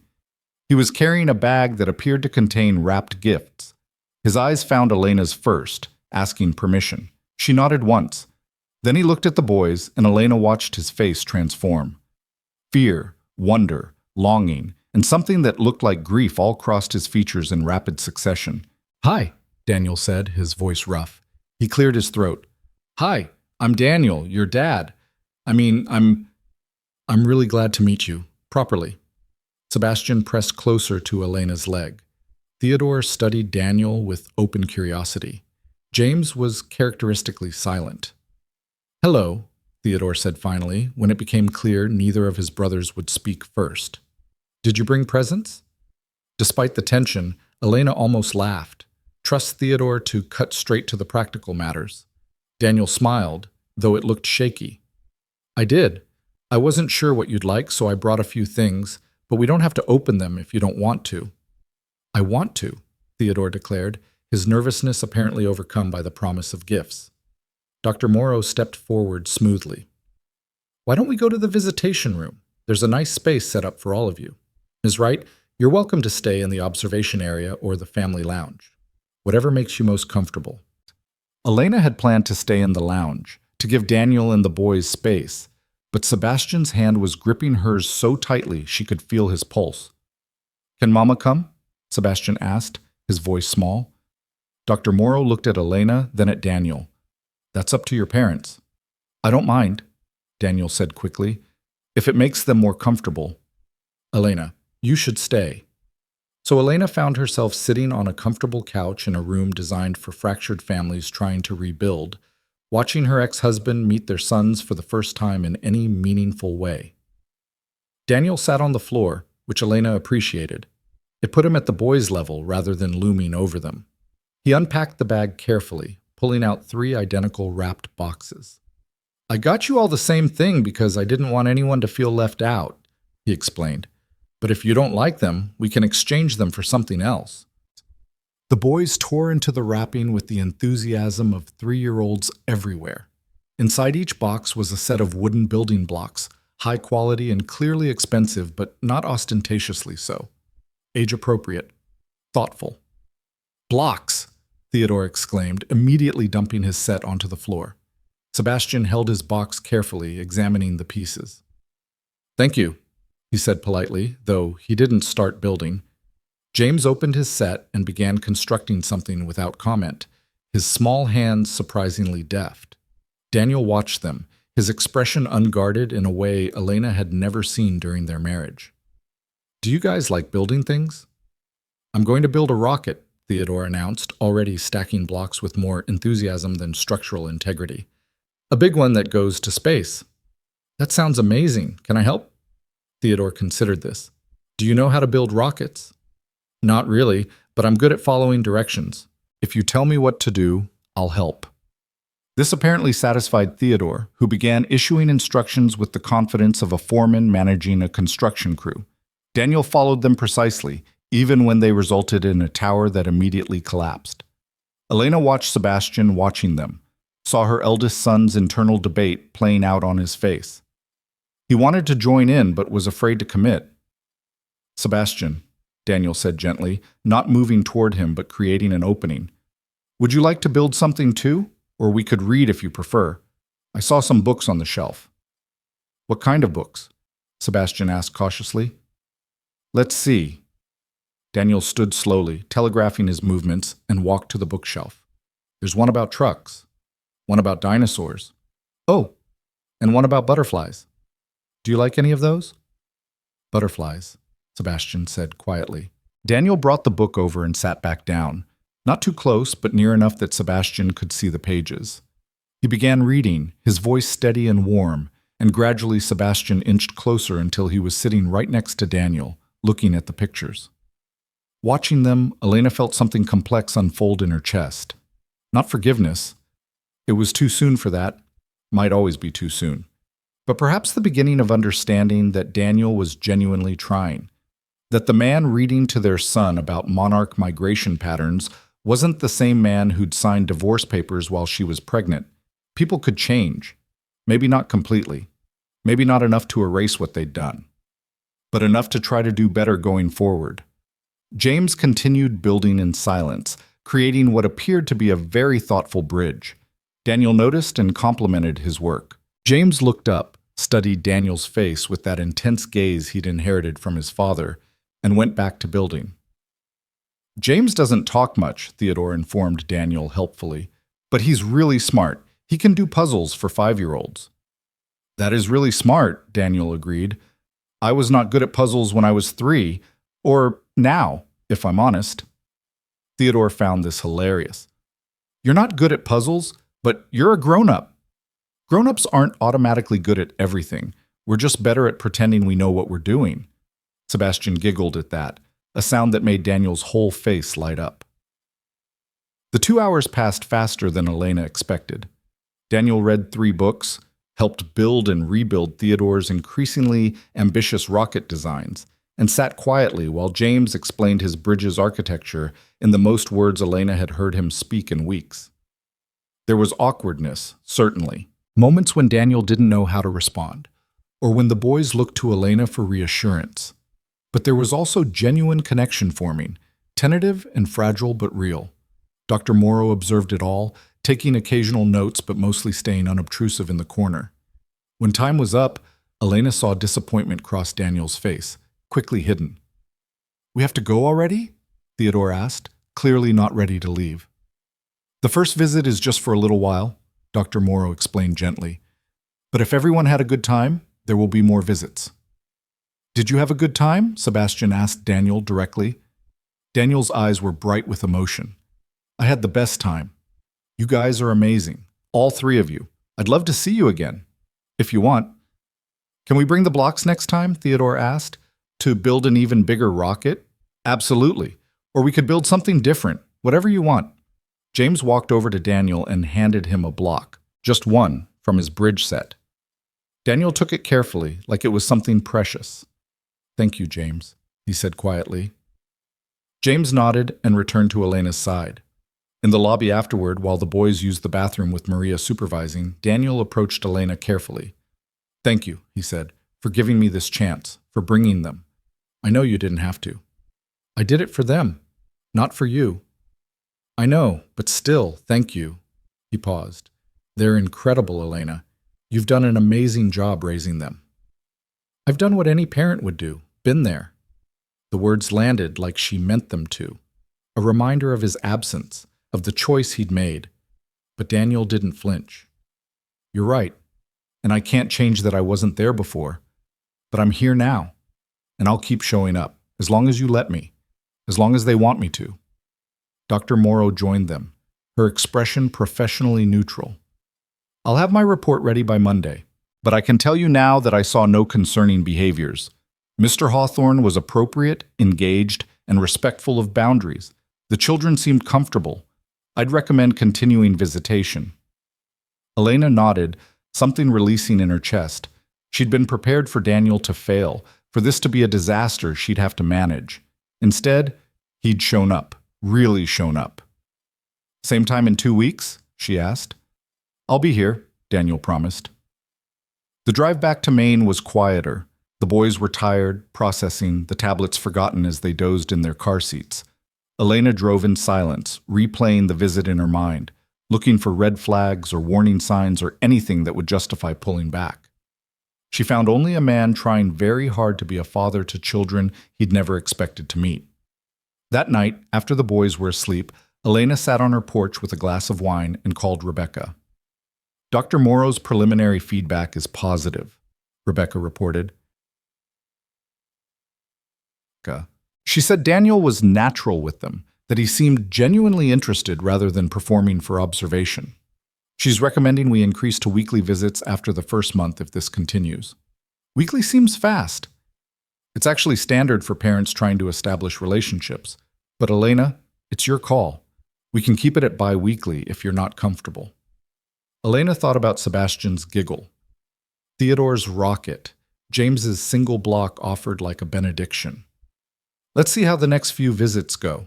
If he maintains consistency, we can discuss increasing frequency. Fair enough. There's something else you should know. Margaret tried to contact Dr. Morrow. Wanted to know if she could provide family context for the evaluation. Elena's grip tightened on her wine glass. Please tell me Dr. Morrow shut that down. Immediately. Told Margaret that contacting a court-appointed evaluator to influence their report was inappropriate and would be noted in the documentation. Margaret was not pleased. Margaret's never pleased when she can't control the narrative. She's also been calling me, Rebecca added. Wants to negotiate a settlement, claims this has gone on long enough, and it's time both sides acted like adults. Elena laughed, the sound bitter. She starts a legal war, loses every battle, and now wants to negotiate peace because she's losing. What's she offering?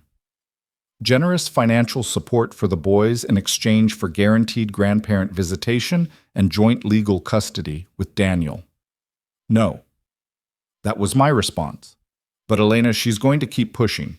Her lawyers have filed 3 more motions this week. All denied, but it's costing you money to respond. I don't care about the money. She's not getting access to those boys until she proves she can put their needs above her ego. And joint legal custody with Daniel? He's been their father for 2 weeks. He doesn't get equal decision-making power over major life choices for children. He's just learning to know. I agree. Just wanted you to be aware of what's coming. After they hung up, Elena sat watching the ocean, thinking about Margaret's desperation. The woman had spent 4 years believing Elena was broken and gone, that her grandchildren didn't exist, that her family's reputation was intact. Now all of that had shattered, and Margaret was scrambling to reassemble the pieces into a narrative she could control. But some things, once broken, couldn't be put back together the same way. Elena's phone buzzed. A text from an unknown number. This is Daniel. Dr. Morrow gave me permission to send you one message. I just wanted to say thank you again, and to tell you that I've been thinking about what you said, about showing up. I'm going to keep doing that, not just for the visits, but for everything. I started writing to them. Letters they can read when they're older, about who I am, who I'm trying to become, why I wasn't there before. I don't know if that's stupid or helpful, but I want them to understand someday that I'm sorry, that meeting them was the best thing that's ever happened to me. Anyway, thank you. Daniel Elena read the message twice, then saved the number under Daniel Boy's father and responded simply, "Keep showing up. That's all they need." His response was immediate. "I will. I promise." Promises. Daniel had made her promises before, on their wedding day when he'd sworn to love and cherish her, during her pregnancy when he'd said they'd figure it out together, promises he'd broken the moment they became inconvenient. But this felt different. He'd shown up today when he could have made excuses, had sat on the floor reading butterfly books when he could have phoned it in, had accepted Elena's terms without negotiation when he could have fought for more access. Maybe this time, the promise would hold. The next 2 weeks fell into a new rhythm. Elena worked remotely from Maine, running her companies via video calls and delegated authority. The boys attended a small local preschool 3 days a week, making friends with lobstermen's children and learning about tides. Marcus maintained security but relaxed slightly as the media attention faded from frenzy to occasional interest, and Daniel sent letters. One every few days, addressed to Elena, but meant for the boys when they were older. He described his therapy sessions, the apartment he was furnishing, the job where he was learning actual skills instead of coasting on his family name. He wrote about his childhood, his complicated relationship with Margaret, his regrets and hopes. Elena read them all before filing them away. They would give them to the boys someday, when they were old enough to understand. For now, they were documentation, proof that their father was trying. The second visit went even better than the first. The boys ran to Daniel when they arrived, showing him pictures they'd drawn during the week. Theodore had made him a crown out of construction paper. Sebastian had written Daniel's name in shaky letters. James had brought his elephant. Elena watched from the observation area this time, giving them space.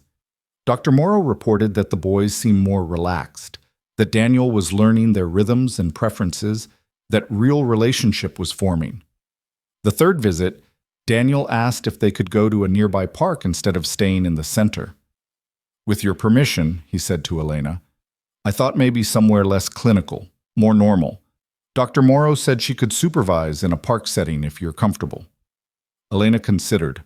A park was public, open, harder to control, but it was also normal, the kind of thing fathers did with their children. Okay, but Marcus comes too. Of course, whatever makes you feel safe. So they went to a park in Brookline, a beautiful space with a playground and duck pond. The boys exploded into movement the moment they arrived, racing toward the swings with Daniel jogging behind them. Elena sat on a bench with Dr. Morrow, watching Daniel push all three boys on swings simultaneously, laughing when Theodore demanded to go higher, while Sebastian insisted he'd gone too high already, and James said nothing but grinned. He's good with them, Dr. Morrow observed. Natural. I've supervised a lot of these cases, and usually the parents trying to reconnect are awkward for months, but he seems to genuinely enjoy their company. He's always been good at being charming when it mattered, Elena said, not quite able to keep the edge from her voice. This doesn't feel like charm. It feels like love. Elena wanted to argue, but watching Daniel help James collect interesting rocks while simultaneously listening to Theodore's elaborate story about a pirate ship, she had to admit Dr. Morrow might be right. After the playground, they fed ducks at the pond. Daniel had brought bread, wrong for ducks, but he didn't know that, and Elena didn't correct him. Some things could wait. They sat on the grass, all five of them, and Daniel told the boys stories about learning to swim in this very pond as a child. Your grandmother used to bring me here, he said, then paused, seeming to realize what he'd said. Is she mean? Sebastian asked with 3-year-old directness. Daniel looked at Elena, clearly unsure how to answer. Elena gave him nothing. This was his to navigate. She's complicated, Daniel said finally. She loves our family very much, but sometimes that love comes out in ways that hurt people. She made mistakes with your mom. Big ones. And I made mistakes too. But we're trying to do better. Does she want to meet us? Theodore asked. Yes, very much, but that's up to your mom. And it won't happen until we're all ready. Sebastian seemed satisfied with this answer. James had found a particularly smooth rock and was showing it to everyone with quiet pride. When the visit ended, the boys hugged Daniel goodbye without prompting. All three of them, even Sebastian, who was usually reserved with affection. Daniel's eyes filled with tears he didn't quite hide. See you next week? He asked them. Yes, Theodore shouted. Sebastian nodded. James handed Daniel another rock. In the car afterward, Theodore asked the question Elena had been dreading. Mama, why doesn't Daniel live with us? Elena took a breath. Because Daniel and I decided we were better as separate people. We're not married anymore. But he can still be your dad. Families come in lots of different shapes. Lily at school has 2 houses, Theodore offered. One with her mom and one with her dad. Will we have 2 houses? Maybe someday, if that's what everyone wants. For now, you have 1 house with me, and you visit with Daniel. Okay. Theodore seemed to accept this. Can Daniel come to our house sometime to see our rooms? The question hit Elena unexpectedly. The boys wanting Daniel in their space, their sanctuary, the home she'd built as a refuge from everything the Hawthornes represented. We'll see, baby. Maybe eventually. But she wasn't ready for that. Not yet. Maybe not ever. That night, after the boys were asleep, Elena found herself pulling out the wedding photo she kept hidden in her desk, the only one she'd saved. Her and Daniel on their wedding day, young and hopeful and stupidly naive about what marriage to a Hawthorne would mean. She looked at Daniel's face in the photo, trying to reconcile that 26-year-old boy with the man who'd spent 2 hours today pushing swings and collecting rocks. They were the same person. They weren't the same person. Both things could be true. Her phone rang. Jonathan's name appeared on the screen. It's 9 o'clock, Elena said by way of greeting. This can't be good news. It's not bad news, it's complicated news. Margaret's lawyers reached out again. They're dropping all custody motions. Elena sat up straighter. What? Every motion, every filing. They're withdrawing all of it. Margaret's accepting that you have sole legal and physical custody. She's not fighting for grandparent visitation. She's essentially surrendering completely. Why? What's the catch? No catch that I can see. Her lawyers sent a very formal letter stating that Mrs. Hawthorne recognizes your rights as the children's mother and will not pursue further legal action at this time. At this time? So she's reserving the right to come back later. Technically, yes, but Elena, this is huge. She's been fighting tooth and nail for weeks. Now suddenly she's backing down? Something changed. Elena's mind raced through possibilities. Daniel. She's backing down because of Daniel. He must have finally drawn a line she couldn't cross. That's my guess too. Whatever he said or did, it worked. You won, Elena. She's conceding. Won. The word felt hollow. Elena had never wanted a war. She'd wanted acknowledgement, safety for her children, the chance to live without Margaret's interference. Now she had it, and it felt less like victory than exhaustion. Send me the formal documents. I want Rebecca to review everything before we accept. Already done. Rebecca says it's legitimate. We should accept and get it filed with the court immediately before Margaret changes her mind. After hanging up, Elena poured herself another glass of wine and returned to the porch. The ocean was invisible in the darkness, just sound and salt smell, and the sense of something vast and unknowable. Margaret had surrendered. Daniel was showing up. The boys were forming a relationship with their father. The legal battles were ending. Everything Elena had fought for was falling into place. So why did she feel so unsettled? The answer came to her slowly as she sat in the darkness listening to waves. Because winning meant letting go, meant allowing Daniel into the boys' lives in increasingly significant ways, meant sharing them with a man she didn't fully trust and a family that had tried to destroy her, meant accepting that her children would have relationships she couldn't control or protect them from. That was the price of victory. Not money or status or revenge, but the terrifying vulnerability of allowing other people to matter to the people she loved most. Elena's phone buzzed one more time. Another message from Daniel. Thank you for today. The park was perfect. I've never felt more like a father than pushing those swings. I know I have years of absences to make up for. I know I don't deserve your trust, but I'm going to keep trying to earn it, one swing push at a time. P.S. Tell James his rock collection is very impressive. I'm keeping them on my windowsill. Elena smiled despite herself and typed back, keep showing up. That's still all they need. His response, always. She saved the message and went inside to check on the boys one last time before bed. They were sprawled in their usual chaotic arrangement, blankets tangled, stuffed animals scattered. Sebastian's face was peaceful in sleep. Theodore was snoring softly. James clutched his elephant and smiled at some private dream. These boys, her miracles. The reason she'd survived everything and come out stronger. They deserved a father who would push their swings and collect their rocks and show up every single week without fail. Elena hoped Daniel could be that person, hoped the change she was seeing was real and permanent. But hope wasn't enough. She would watch, document, protect, and if Daniel faltered, if he hurt these boys the way he'd hurt her, she would end his access without hesitation. That was the deal. The unspoken agreement between them. He got to try. She got to verify. And the boys got to have both parents, imperfect and complicated, but trying. It wasn't the family Elena had imagined when she'd married Daniel 4 years ago. But maybe it was the family they were meant to become. Broken, rebuilt, different, still standing. 6 months could change everything, Elena discovered. 6 months of weekly visits that became twice weekly, then every few days. 6 months of Daniel showing up early, staying the full allotted time, never once canceling or making excuses. 6 months of watching her ex-husband transform from a stranger bearing gifts into someone the boys ran toward with genuine excitement. It was a Tuesday in late April when Daniel asked the question Elena had been anticipating and dreading in equal measure.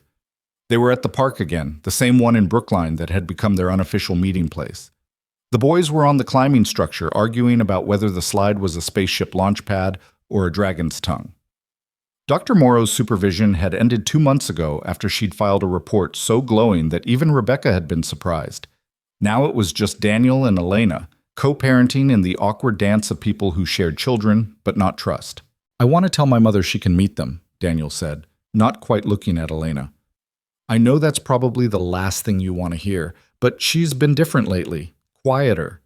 She's in therapy, actually. Her idea, not mine. Elena watched Theodore attempt a jump that was slightly beyond his abilities, ready to intervene if needed. Margaret Hawthorne in therapy. I'll believe that when I see documentation. I could get you documentation, Daniel said seriously. If that's what it takes. Elena, I'm not saying she's changed completely. She's still Margaret, still controlling and manipulative and convinced she knows what's best for everyone.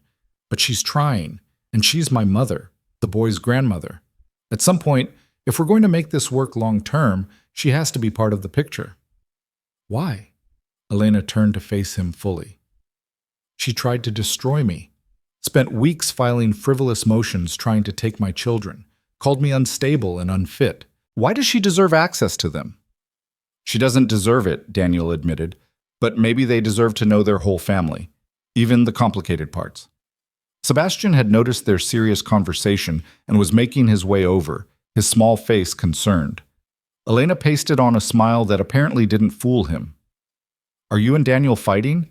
Sebastian asked, taking Elena's hand. No, baby, just talking about grown-up things. Boring grown-up things or important grown-up things? Sometimes Sebastian's perceptiveness was inconvenient. Important ones, but nothing for you to worry about.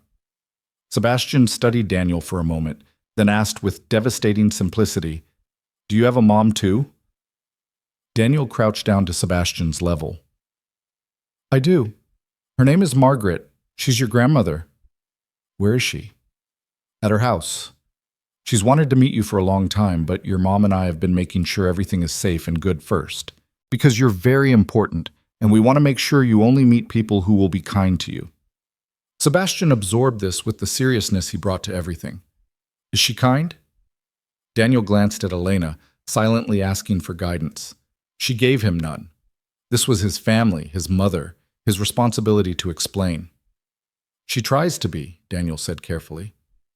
But sometimes she doesn't know how. She grew up in a time when people didn't talk about feelings much, so she shows love by trying to control things, make them perfect. And sometimes that hurts people instead of helping them.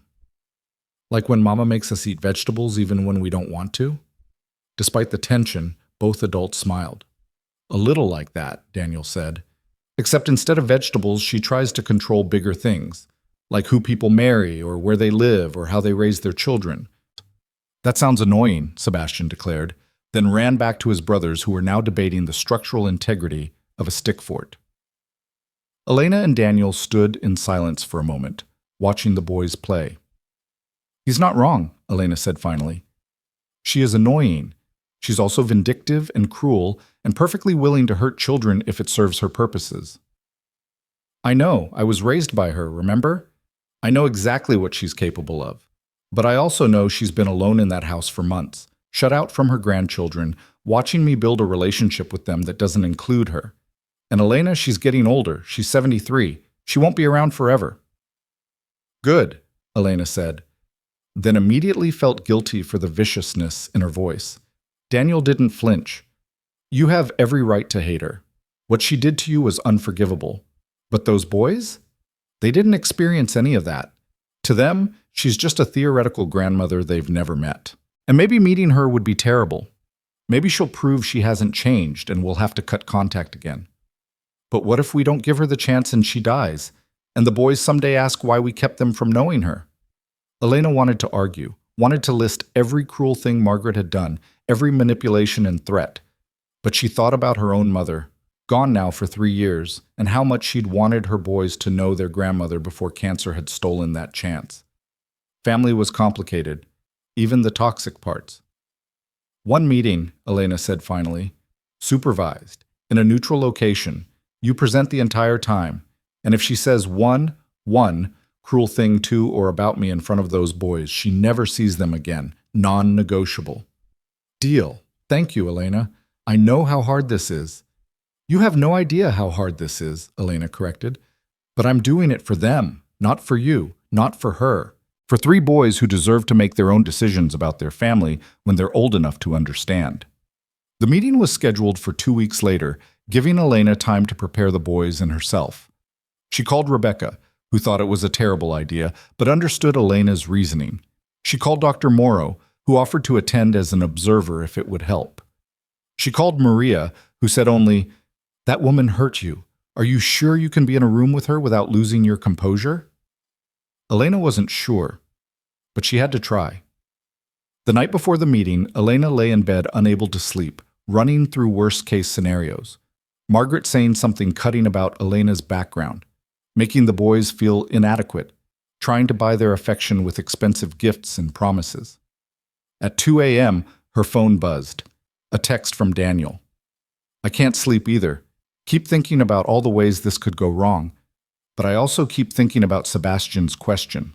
Is she kind? I want to be able to tell him yes. I want my mother to prove she can be the grandmother they deserve. I'm probably being naive. But thank you for giving her the chance." Elena typed and deleted 3 responses before settling on, "She gets one chance. Make sure she understands that. She does. I've been very clear about the terms. She knows this is it." The meeting was set for a Sunday afternoon at a restaurant in Cambridge that had a private dining room. Neutral territory. Public enough to discourage outbursts, but private enough for actual conversation. Elena had chosen it specifically because she'd once closed a business deal there, and the space held good memories. She needed something to offset the dread. They arrived 15 minutes early. The boys were dressed nicely but comfortably, and Elena had coached them on basic manners without making them anxious. Theodore was excited about eating at a fancy restaurant. Sebastian was nervous, asking questions Elena didn't have answers to. James was characteristically quiet, but had brought his elephant for moral support. Daniel was waiting in the lobby, looking more nervous than Elena had seen him since the wedding. "She's already here, in the private room. I wanted to prepare you. She brought gifts." Of course she did. Elena took a deep breath. "Okay, let's get this over with." The private dining room was beautiful, all warm wood and soft lighting. And there, sitting at the head of the table like she was holding court, was Margaret Hawthorne. She'd aged in the months since the wedding. Her hair was still perfectly styled, her clothes still expensive, but there was something diminished about her. She looked smaller somehow, more fragile. Margaret stood when they entered, her eyes immediately finding the boys. Elena watched emotions cascade across her former mother-in-law's face. Wonder, longing, fear, something that might have been regret. "Hello," Margaret said, her voice uncharacteristically soft. "You must be Sebastian, Theodore, and James.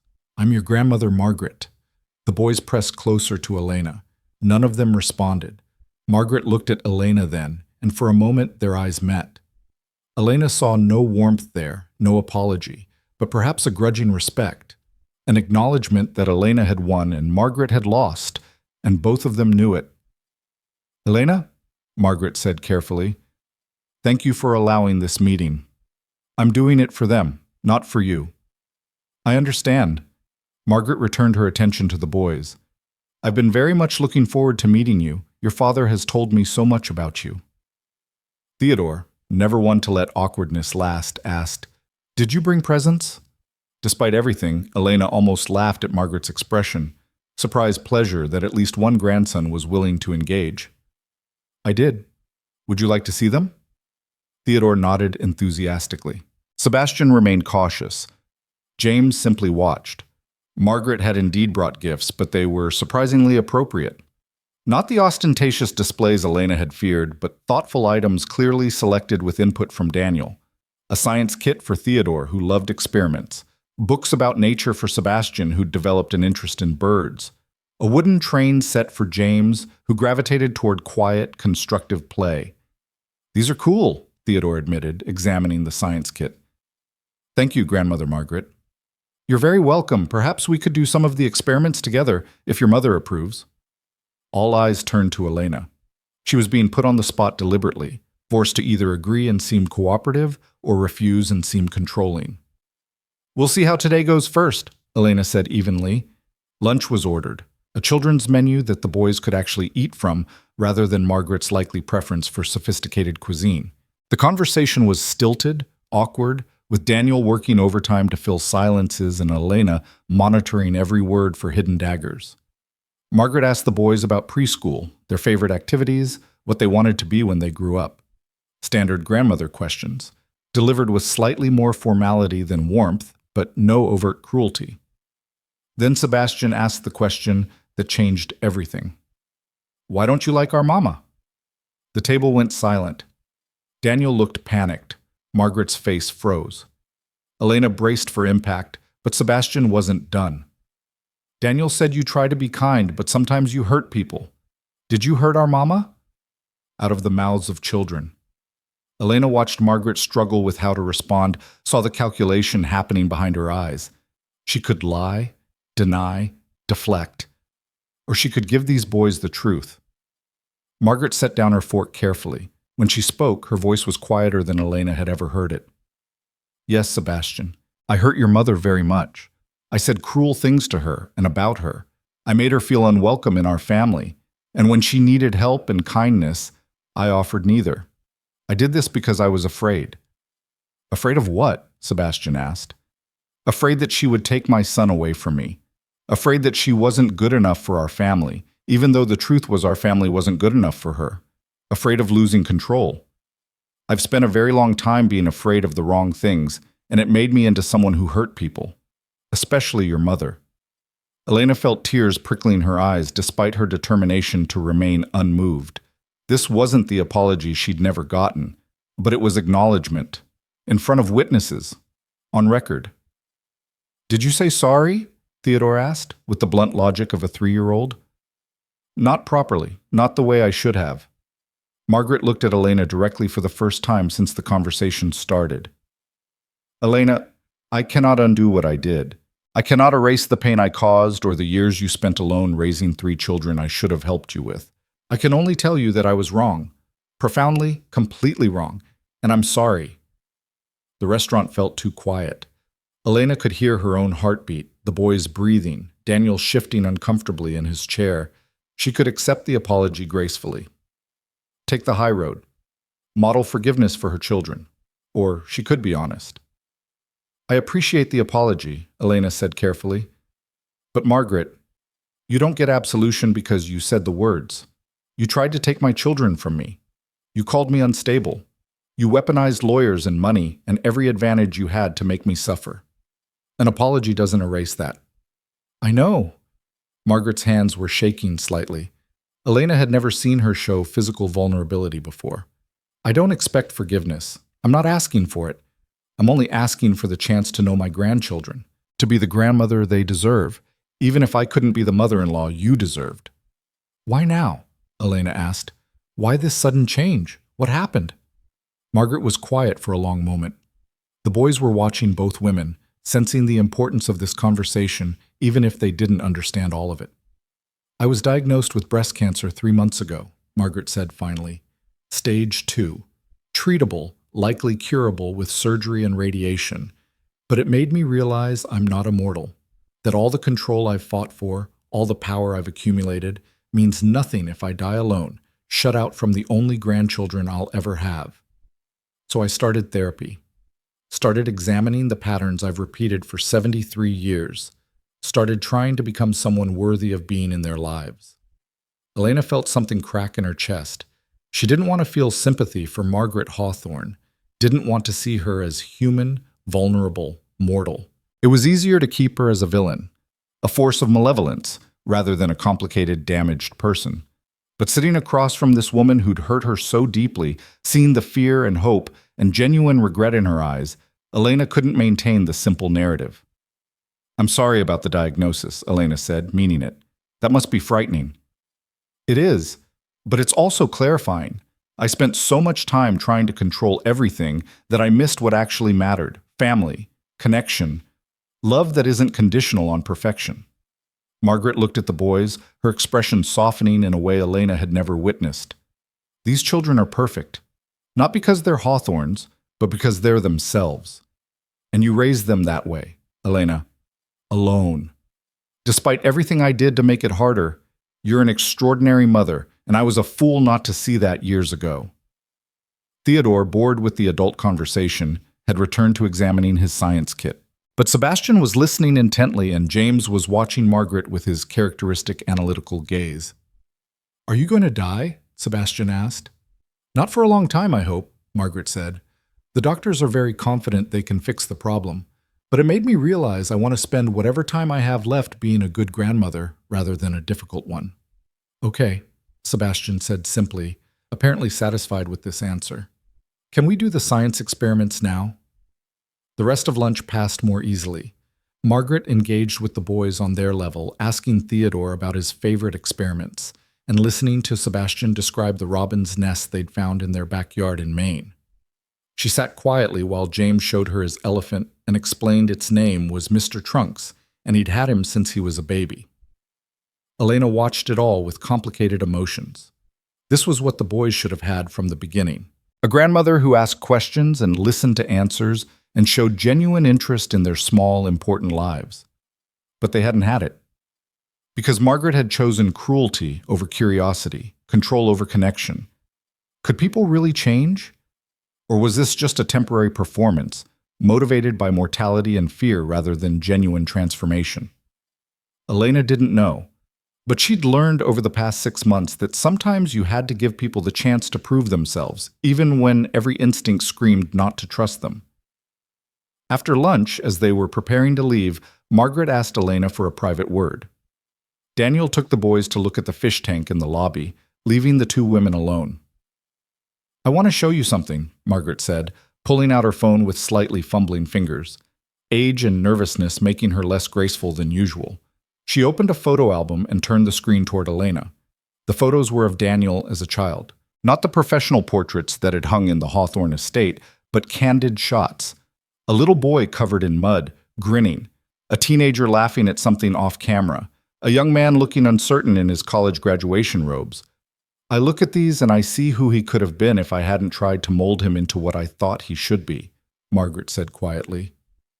I see the spontaneity I crushed, the joy I disciplined out of him, the independence I discouraged. I ruined my son by loving him the wrong way. I won't make that mistake with my grandchildren. That's a nice sentiment, Elena said carefully. But Margaret, words are easy. What happens when the boys don't behave perfectly? When they're loud or messy or difficult? What happens when they don't reflect well on the Hawthorne name? Then they're children being children, and I'll love them anyway. Margaret met Elena's eyes. I know you don't believe me. I know I haven't earned your trust. But I'm asking for the chance to try. Supervised visits like Daniel had, terms you set, boundaries you enforce. I'll accept whatever conditions you require. Elena thought about her own mother, who'd cleaned houses to keep Elena in school, who taught her that love meant sacrifice and showing up and fighting for the people you cared about. Her mother who'd died never knowing her grandchildren, never getting the chance to spoil them or teach them or love them. Margaret didn't deserve what Elena's mother never got, but maybe the boys deserved to know both sides of their family, complicated as it was. 1 visit a month, Elena said, supervised by Daniel. No gifts without prior approval. No criticism of me or my parenting in front of them, ever. And if you violate any of these terms, access ends immediately, forever. I accept. Thank you, Elena. Don't thank me. Prove to me you've changed. Prove to them you're worth knowing. That's all I'm asking. Over the following months, Margaret did prove it. Slowly, incrementally, with the kind of consistency Elena had learned to value over grand gestures. She attended her scheduled visits without trying to negotiate for more. She followed Elena's parenting decisions even when she clearly disagreed. She bit her tongue when the boys were loud or messy, offering help instead of criticism. She was trying. It wasn't perfect. She still had moments of imperious behavior, still made suggestions that were really commands, still looked at Elena sometimes with barely concealed resentment, but she was trying. Daniel continued to show up too. His visits increased to 3 times a week, then 4. He began attending the boys' preschool events, their doctor appointments, their ordinary daily life. He learned their schedules and preferences and fears. He became, slowly and with effort, their father. And somewhere in the process of co-parenting, something shifted between Elena and Daniel. Not romance. That ship had sailed and sunk spectacularly. But perhaps something like friendship. The ability to text about whether Sebastian's cough required a doctor visit without it becoming a legal negotiation. The ease of discussing Theodore's boundless energy and James's selective mutism with someone who loved them equally. One evening in October, nearly a year after the wedding that had changed everything, Daniel picked the boys up for an overnight visit, a new development that had taken months of gradual trust building to achieve. Elena stood in her doorway in Maine watching him load 3 small suitcases into his car, the boys chattering excitedly about the aquarium trip he'd planned. "Elena," Daniel called before getting in the car, "thank you for all of this, for giving me the chance to be their father. I know I didn't deserve it." "You're earning it," Elena said. "That's what matters." After they drove away, the house felt too quiet. Maria had the evening off. Marcus was in the guest house. Elena was alone for the first time in months. She poured a glass of wine and sat on her porch watching the ocean, thinking about the journey from that wedding day to this moment.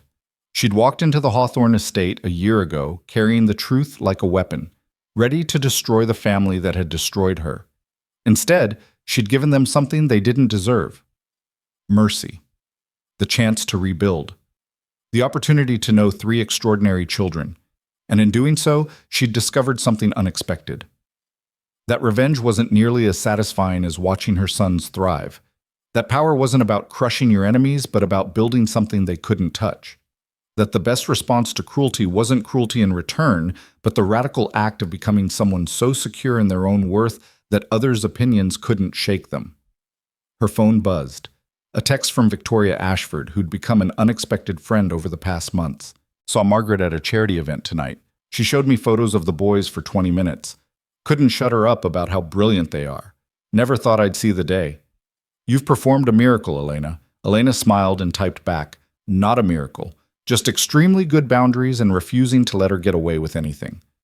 Victoria's response, "Same thing." Later that night, after a dinner she didn't have to cook for anyone but herself, after a bath she could take without small hands knocking on the door, after settling into bed with a book she'd been trying to read for 3 months, Elena's phone rang. It was Sebastian, using Daniel's phone. "Mama, we saw sharks, big ones, and James wasn't even scared." Elena could hear Theodore in the background arguing that he'd been the bravest, and James's quiet voice saying something about teeth. "That sounds amazing, baby. Are you having fun?" "Yes. Daniel said we can get ice cream after." "Can we, Mama? Please?" "If Daniel says it's okay, then yes." There was muffled conversation, then Daniel's voice. "They're great, Elena. Perfect. You can go to sleep without worrying." "I always worry. That's my job." "I know, but tonight let me do the worrying. You rest." After they hung up, Elena did rest. Not because she wasn't worried. She was always worried, would probably worry until the boys were 40, but because she trusted Daniel to call if something went wrong. Trusted that he'd buckle their seatbelts and monitor their sugar intake and read them stories before bed. A year ago, she couldn't have imagined that trust. Could barely imagine letting Daniel near the boys, let alone allowing overnight visits. But people could change, sometimes, if they wanted it badly enough. If they were willing to do the work. The wedding invitation had been meant as an execution. Margaret's final dismissal of the woman who'd dared to marry her son and failed to live up to impossible standards. Instead, it had become a beginning. The moment Elena stopped being a victim of the Hawthorne family and became someone who determined her own narrative, she'd walked into that estate powerful but alone. Now she was powerful with a support system she'd built from unlikely pieces. Daniel, trying daily to be better than he'd been. Margaret, slowly learning that control wasn't love. Victoria, proving that women didn't have to be enemies. Rebecca, fighting battles in courtrooms so Elena could fight them at home. And 3 boys who didn't know they'd been born into a war, who only knew they were loved by a mother who would burn the world down to protect them, and a father who was learning, slowly, to be worthy of them. The next morning, Elena woke to photos from Daniel, the boys asleep in sleeping bags in his living room, a makeshift fort constructed from blankets and chairs surrounding them. Theodore's mouth was open, snoring. Sebastian had kicked off his blankets as usual. James clutched Mr. Trunks. The text below read, "Best sleepover ever. They're amazing. Thank you for sharing them with me." Elena saved the photo and sent back, "Take care of them. See you tomorrow." His response? Always. That afternoon, Margaret called, a rare occurrence as she usually communicated through Daniel or formal letters. Elena, I know this is unusual, but I wanted to ask you something directly. The boys mentioned they've never been to the Hawthorne estate. I was wondering if you'd consider bringing them for Thanksgiving. Nothing formal, just family dinner. You and Daniel and the boys. Patricia will be there, but no one else. I thought it might be good for them to see where their father grew up, but only if you're comfortable. Elena's first instinct was to refuse. The Hawthorne estate held nothing but painful memories. But she thought about the boys getting older, asking questions about their family history, wanting to know their roots, even the complicated ones. I need to think about it, Elena said. Of course. Take whatever time you need. The invitation stands regardless. After hanging up, Elena called Rebecca. She's inviting you into her home, Rebecca said thoughtfully. That's significant. It's Margaret's territory, her power base. For her to invite you there is essentially an acknowledgement that you've won, that she accepts your authority. Or it's a trap. Also possible. But Elena, at some point you have to decide if you're going to live in constant suspicion or take the risk of trusting that people have changed. What does your gut say? Elena's gut said that Margaret was a 73-year-old woman with cancer who'd lost control of everything she'd tried to manipulate and was making a genuine, if imperfect, attempt to salvage what remained. Her gut also said that she'd never be fully comfortable around Margaret, never completely trust her, never forget what she'd done. Both things could be true. I'll go, Elena decided. But we're staying in a hotel, and if she says one cruel thing, we leave immediately. Fair enough? Want me on standby? Always. Thanksgiving at the Hawthorne estate was surreal. Elena pulled up to the house that had represented rejection and cruelty, holding hands with three boys who saw it only as a big, interesting building with lots of rooms to explore.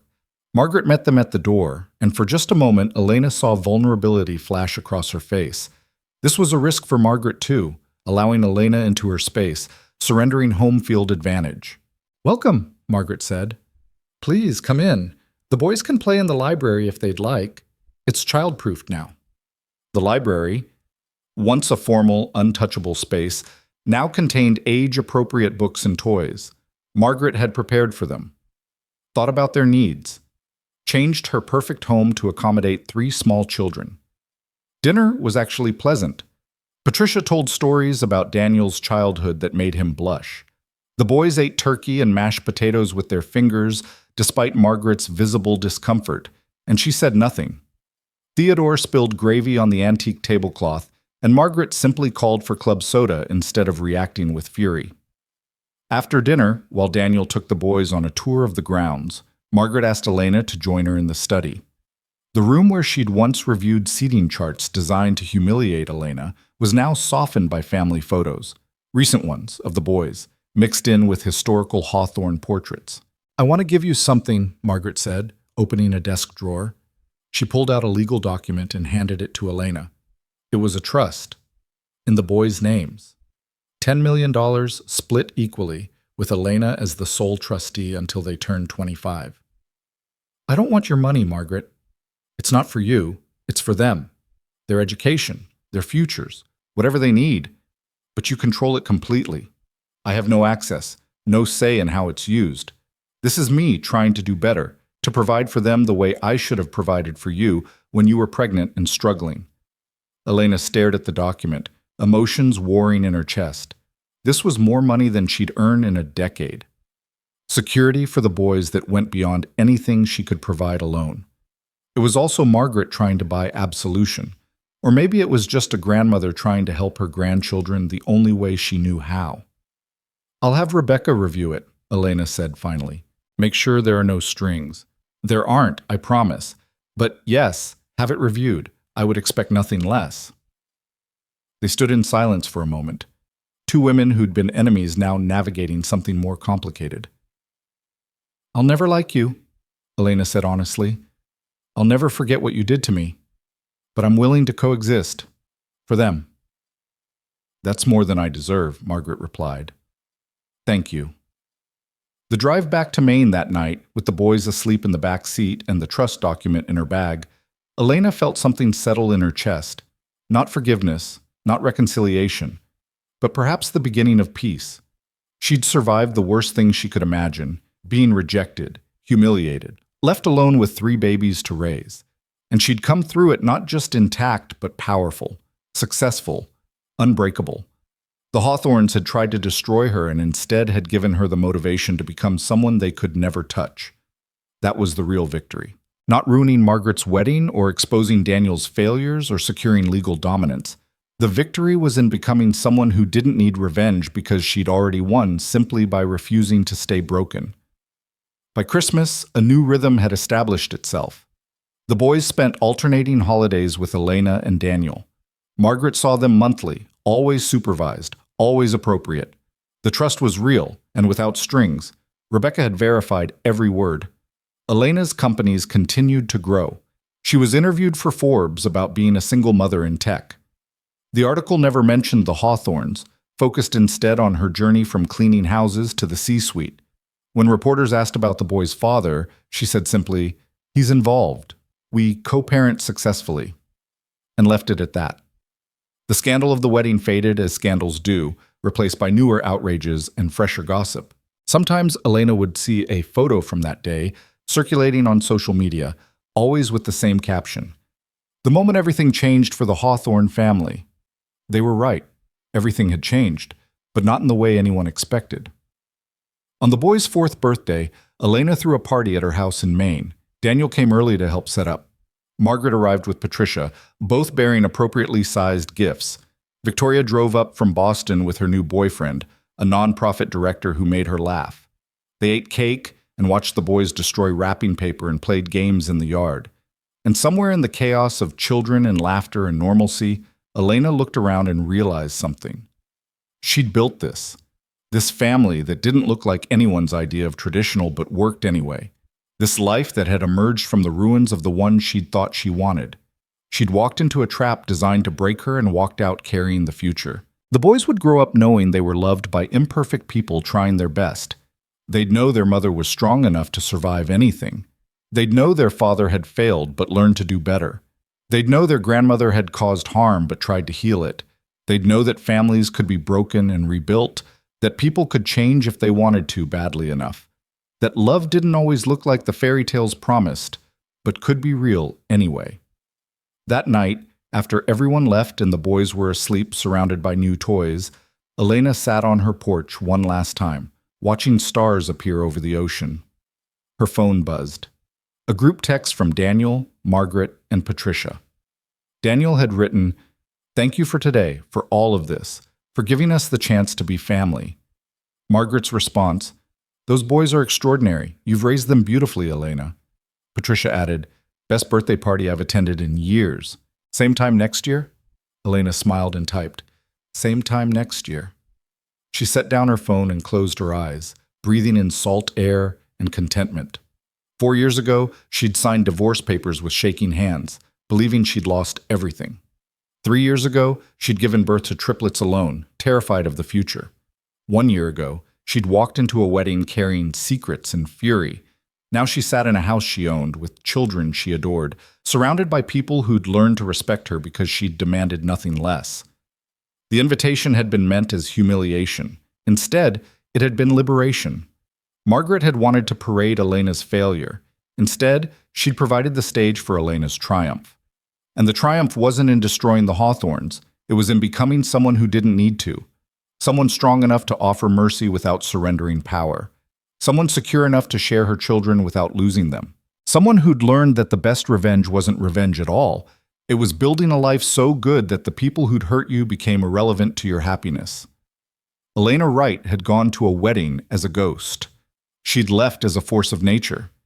And she'd spent the year since teaching the Hawthorne family and herself that some people couldn't be broken. They could only be underestimated. And that, Elena thought as she stood and headed inside to check on her sleeping sons one last time, was a mistake they'd never make again. The wedding had ended in ruins. Her story ended in victory. Not the loud, vengeful kind, but the quiet, permanent kind that came from knowing exactly who you were and refusing to be anything less.